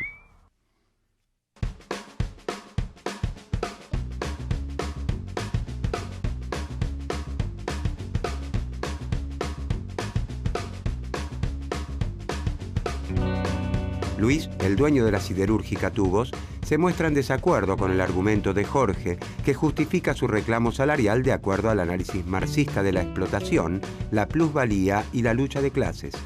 Luis, que adhiere al análisis marginalista, en primer lugar no reconoce la lucha de clases, porque las clases sociales no ocupan ningún lugar en economía y se debe considerar a todos los hombres como iguales ante la ley de la oferta y la demanda. Para Luis, el trabajo, la tierra y el capital se venden en el mercado al igual que cualquier otro bien. Él los llama factores de producción. No cree que alguno de ellos sea particularmente poderoso y considera que sus precios, es decir, los salarios, las rentas y las ganancias, surgen de la oferta y demanda que exista de ellos en cada momento. Es el mercado el que determina cuánto debe ganar cada uno de acuerdo a lo que cada uno aporta a la producción. En el caso de los caños, fue el mercado el que determinó qué salario debía pagar su empresa por cada unidad producida. Luis afirma que estará dispuesto a incrementar el salario de Jorge y sus compañeros si incrementan la productividad de su trabajo. Y como en el mercado todos participan en un pie de igualdad, afirma Luis, lo justo sería que él pudiera discutir el problema salarial con cada trabajador por separado. ¿Habrá convencido Luis, el dueño de la siderúrgica Tubos, a Jorge con sus explicaciones? ¿Qué más tiene para aportar la escuela marginalista sobre la distribución del ingreso?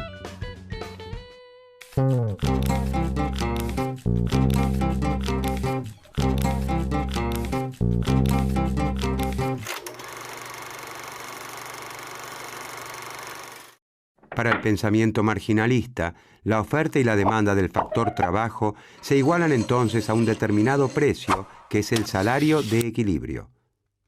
El salario de equilibrio es igual a lo que el trabajador aporta a la producción. La lucha de clases no juega ningún rol porque hay fuerzas objetivas que determinan cuánto le corresponde al trabajador y cuánto al capitalista. La distribución del ingreso está dada a partir de lo que aporta cada factor, tierra, trabajo o capital, a la producción. Todos los individuos reciben de acuerdo a lo que aportan. Los marginalistas se oponen a la intervención del Estado como orientador de la actividad económica. El mercado es el mecanismo más adecuado para lograr el mayor bienestar posible de los consumidores y el mayor beneficio para las empresas.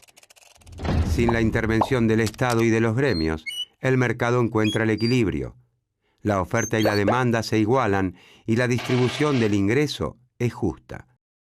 No hay razones para que exista el desempleo, porque si se deja que los salarios fluctúen libremente, siempre existirá un precio por el que las empresas estén interesadas en contratar más trabajadores. El desempleo, dicen los marginalistas, es consecuencia de las fuerzas que atentan contra la libre competencia, como los sindicatos y la legislación laboral que limitan la reducción del salario.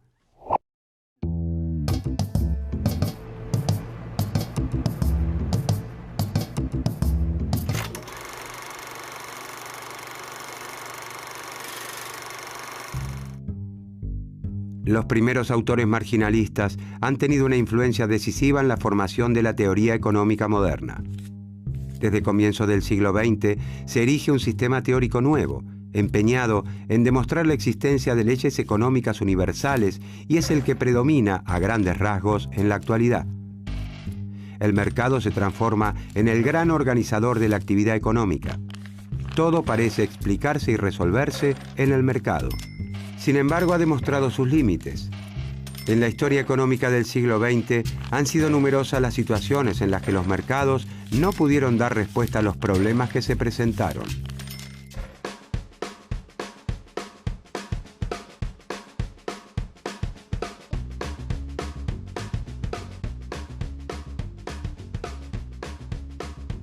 Jorge se reúne con sus compañeros y les expone los argumentos de su jefe. Según Luis, el mercado estableció sus salarios y está en cada uno de ellos evaluar cuánto valoran el ocio y cuánto el salario para definir su futuro. Todos consideran que el análisis es poco realista, ya que ni ellos ni casi ningún trabajador en el mundo puede elegir cuántas horas trabaja al día. Eso depende de las disposiciones del empleador, no de los deseos del trabajador. Tras debatir una vez más los pasos a seguir, deciden que a ellos les corresponde organizarse para tomar una medida de fuerza y hacer valer sus reclamos.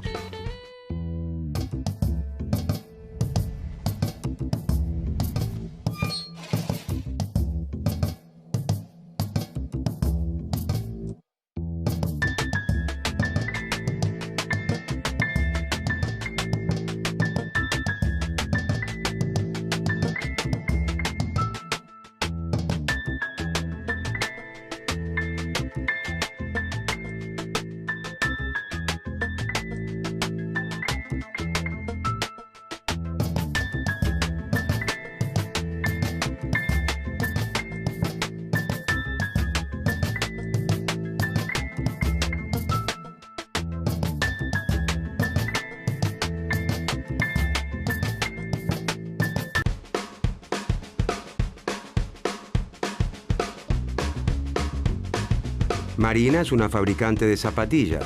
Durante la última década, su establecimiento produjo 100 pares de zapatillas por día, trabajando al máximo de su capacidad.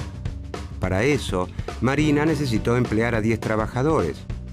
Pero el último año, la economía de su región viene atravesando una profunda crisis. El desempleo aumenta y las familias destinan sus ingresos a los gastos imprescindibles. Son muy pocos los que piensan en comprarse zapatillas nuevas.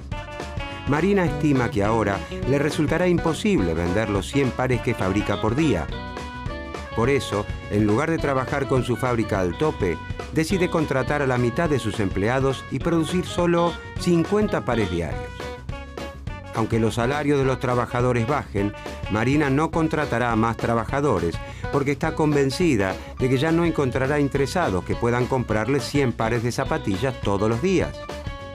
Como los empresarios de la región tienen las mismas expectativas que ella, todos dejarán trabajadores en la calle, lo que agravará el desempleo.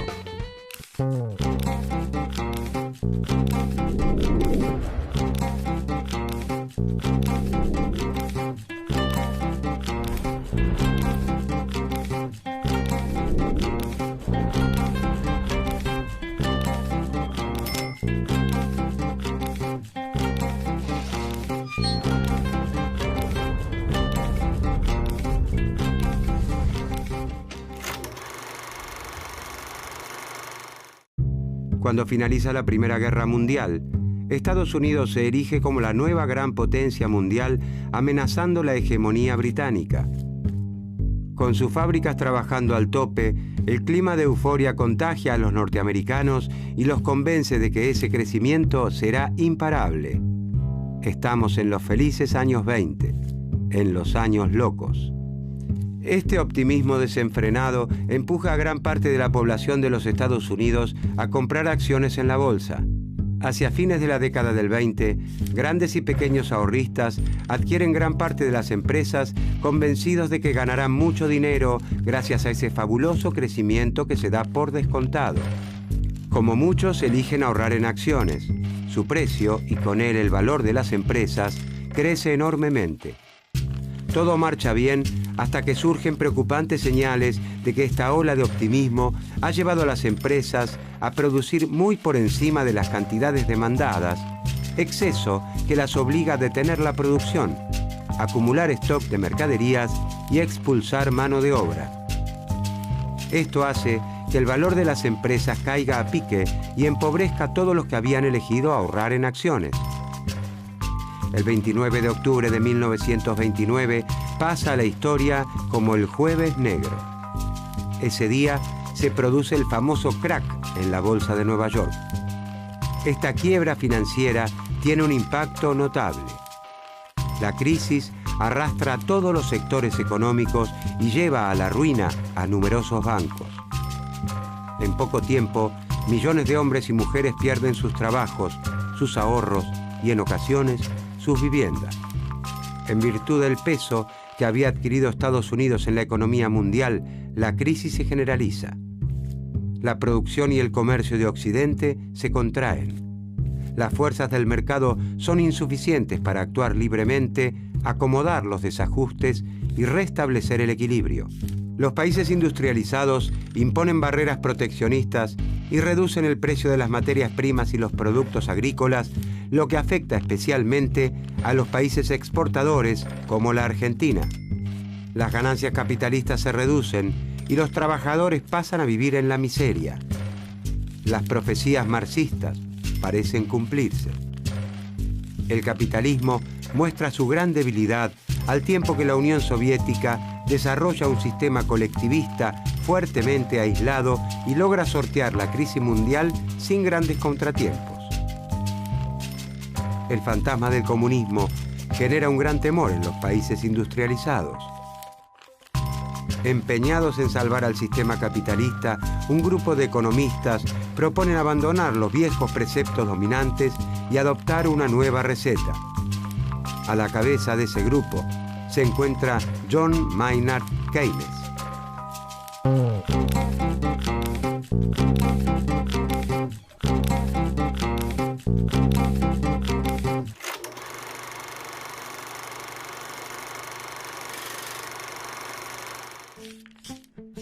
John Maynard Keynes es uno de los grandes críticos de la teoría económica clásica y marginalista.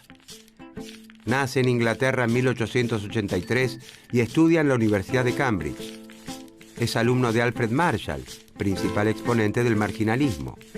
Marshall lo exhorta a que abandone su interés por la filosofía y las matemáticas y lo introduce en el estudio de la economía. Como funcionario de Hacienda del Reino Unido, Keynes se ocupa en 1915 del estudio de las indemnizaciones que debe pagar la derrotada Alemania al concluir la Primera Guerra Mundial. Renuncia a su cargo porque entiende que la humillación impuesta al pueblo alemán en el Tratado de Versalles plantará la semilla de un nuevo conflicto bélico. A pesar de formarse con los grandes profesores marginalistas de su tiempo, Keynes se aleja de las ideas dominantes para explicar la recesión y el desempleo prolongado de su tiempo. En 1936 publica su obra fundamental, La teoría general de la ocupación, el interés y el dinero, donde hace una descripción completamente nueva del sistema capitalista y recomienda una fuerte intervención del Estado en los mercados para superar la crisis.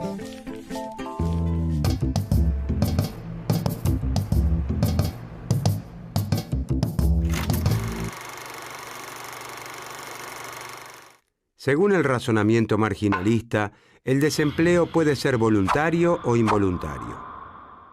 Es involuntario o no deseado por dificultades momentáneas de la economía, por el tiempo que demoran los trabajadores en encontrar un nuevo empleo o por el tiempo que necesitan los jóvenes para acceder a su primer empleo.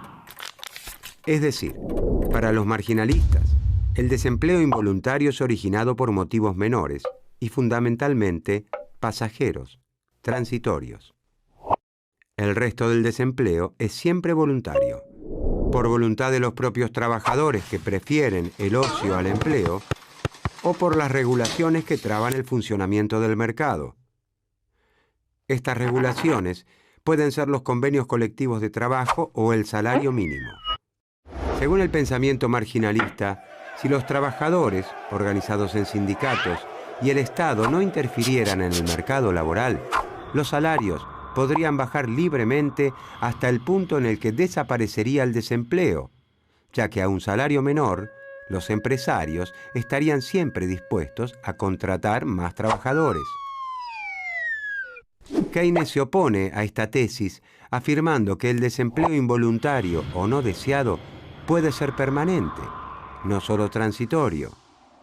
Observa que a pesar de ofrecer su fuerza de trabajo a salarios más bajos, los obreros de los países azotados por la crisis tampoco consiguen empleo.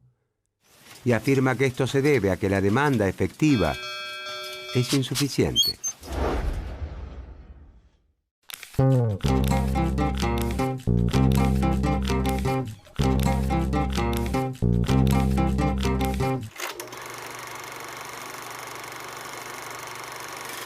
Para el pensamiento marginalista, el motor que da movimiento al sistema se encuentra en la oferta de bienes de la economía, en la producción que se realiza en las fábricas.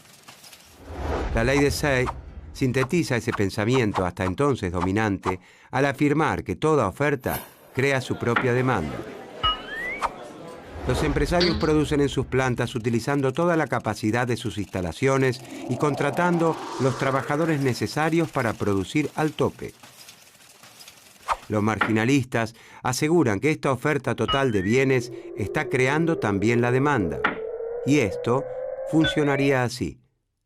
Como consecuencia de la actividad productiva, los trabajadores reciben salarios, los propietarios de la tierra reciben la renta y los capitalistas obtienen beneficios. Con estos ingresos, las familias de trabajadores, terratenientes y capitalistas compran bienes, es decir, generan una demanda para la economía. Keynes invierte la ley de Say y asegura que es la demanda la que crea la oferta. No es cierto que los bienes producidos encuentren siempre quien quiera comprarlos. Es posible que los productos no puedan venderse o que la demanda sea persistentemente insuficiente en relación con todos los productos que se ofrecen en el mercado.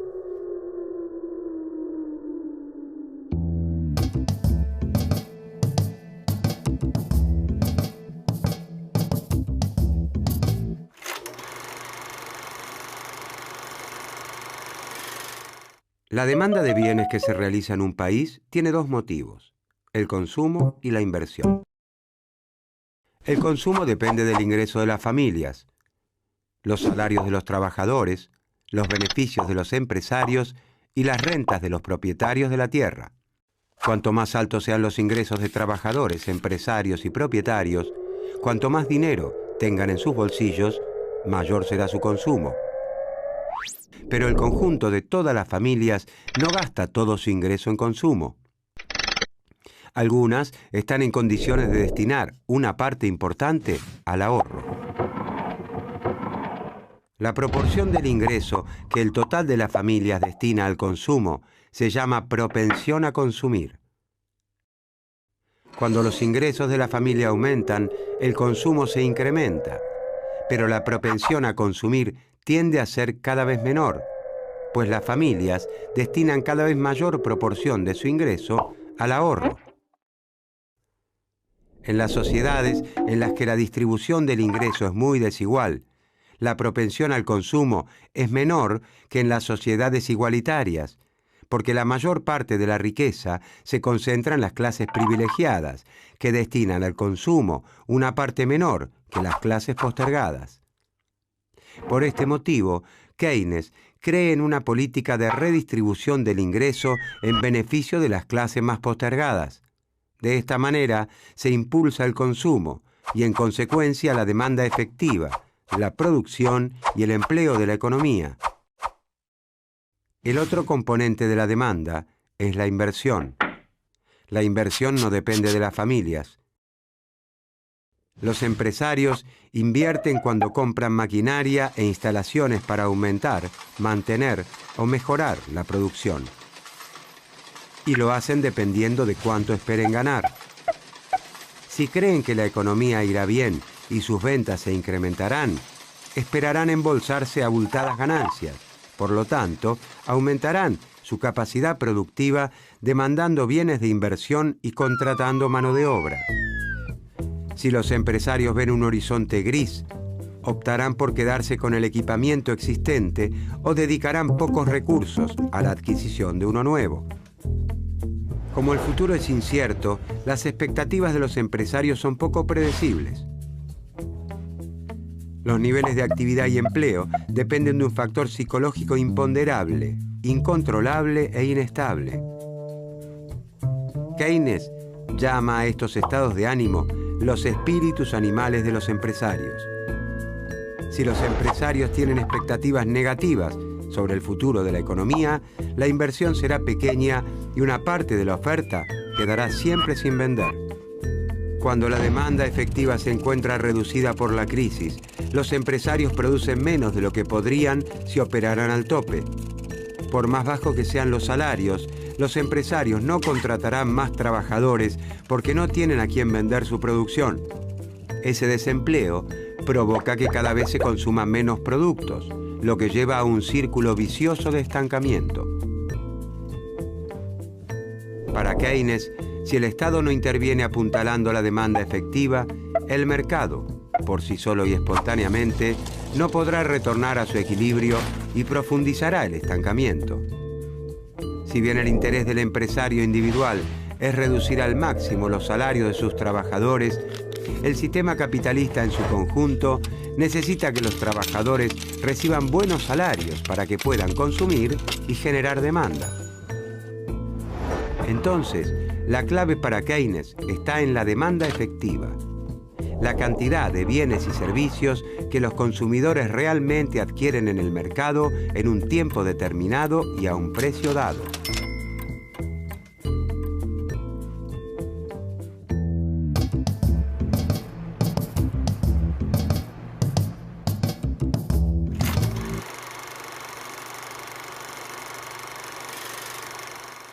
El Estado es llamado por Keynes a impulsar la demanda efectiva. Para combatir el desempleo, Keynes sostiene que el Estado debe intervenir incrementando la demanda efectiva. Si la demanda efectiva aumenta, los empresarios estarán dispuestos a aumentar la producción, a utilizar sus plantas al tope y para ello deberán contratar cada vez más trabajadores. El Estado cuenta con dos herramientas para aumentar la demanda efectiva: la política fiscal y la política monetaria.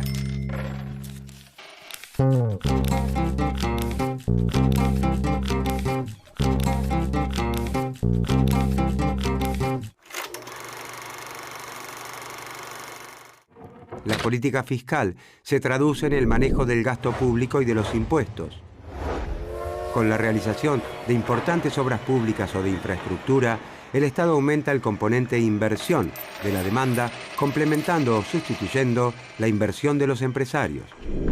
Los trabajadores contratados, antes desempleados, disponen ahora de un ingreso que destinarán a aumentar también el consumo. Si se construyera infraestructura destinada al transporte o a la energía, estos trabajadores estarían incluso contribuyendo a la futura inversión privada porque reducirían los costos como flete y energía.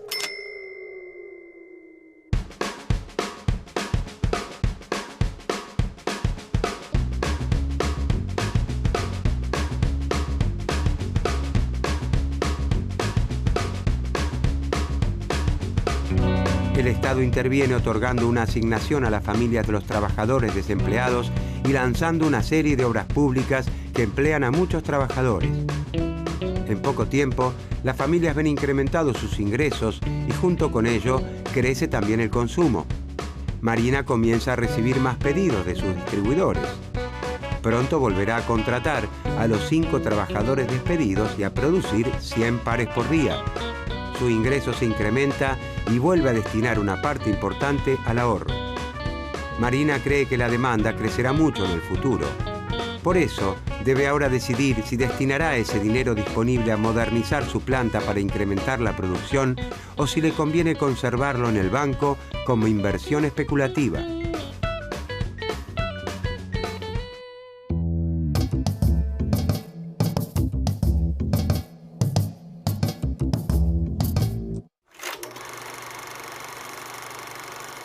La otra herramienta de que dispone el Estado para alentar la demanda efectiva es la política monetaria.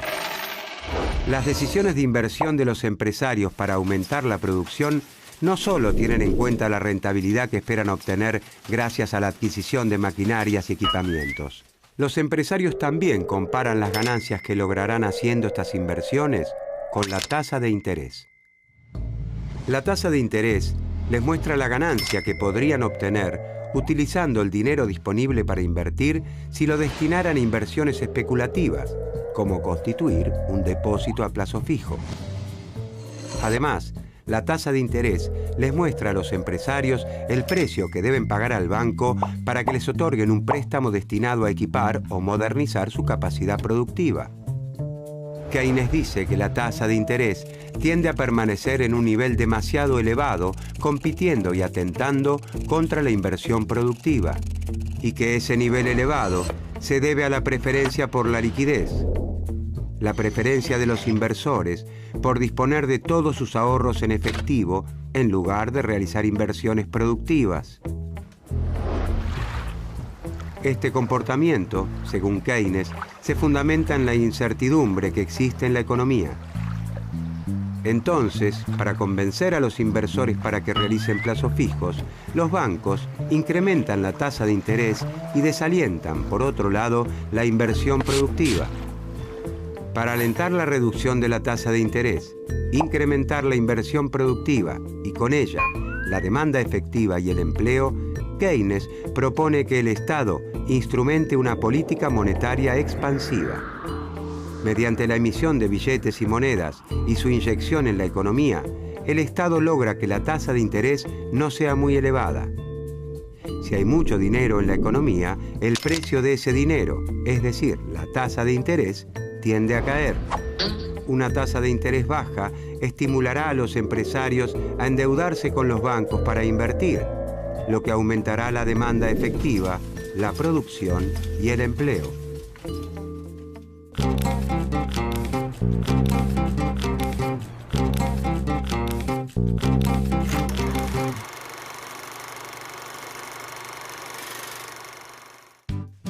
La defensa de Keynes de la política monetaria y fiscal y el nuevo rol del Estado son rápidamente aceptados en los ambientes académicos y políticos de los países centrales. La reducción del desempleo y el sostenimiento de la actividad económica pasan a considerarse una responsabilidad de los gobiernos. Antes de la aparición de la obra fundamental de Keynes, el presidente estadounidense Franklin Roosevelt ya había instrumentado un pacto social llamado New Deal, caracterizado por una fuerte intervención estatal en la economía y la implementación de políticas sociales activas. Después de la Segunda Guerra Mundial, la teoría keynesiana se impone masivamente alrededor del planeta. El temor a que el comunismo se extienda lleva a los gobiernos de los países centrales a adoptar políticas keynesianas que mejoran la calidad de vida de los habitantes. Salud, educación, jubilación y acceso al crédito son los componentes de lo que se llama estado de bienestar. Este periodo, conocido también como los 30 años dorados, se extiende desde mediados de la década de los 40 hasta principios de la década de los 70. Fundados en los acuerdos de Bretton Woods, donde se asentó el orden económico occidental entre las potencias vencedoras de la Segunda Guerra, se establecen mecanismos de coordinación institucional internacional para evitar desajustes que hagan peligrar la producción y el empleo. El Fondo Monetario Internacional y el Banco Mundial son dos instituciones que nacen con ese fin, pero que a partir de la década de los 70 perderán su rol coordinador para convertirse en agentes de la liberalización de los mercados mundiales.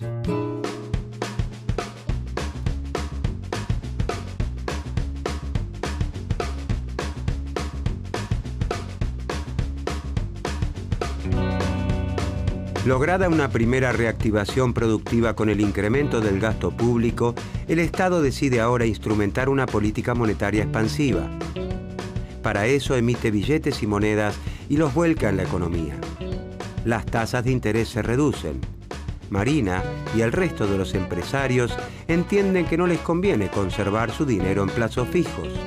Es muy poca la ganancia que obtienen de los bancos y obtendrían mucho más si lograran producir y vender mayor cantidad de bienes y servicios. Como hay mayor cantidad de dinero en manos de las familias, Marina está convencida de que la demanda de sus zapatillas crecerá. Por eso retira su dinero del banco y además pide un préstamo para la compra de nueva maquinaria que le permitirá aumentar la producción a 140 pares de zapatillas por día. Marina sabe que necesitará también contratar más trabajadores para que manejen esas máquinas nuevas. En consecuencia, se reducirá aún más el desempleo. Las decisiones de política fiscal y monetaria del Estado, basadas en el pensamiento de Keynes, surten el efecto deseado.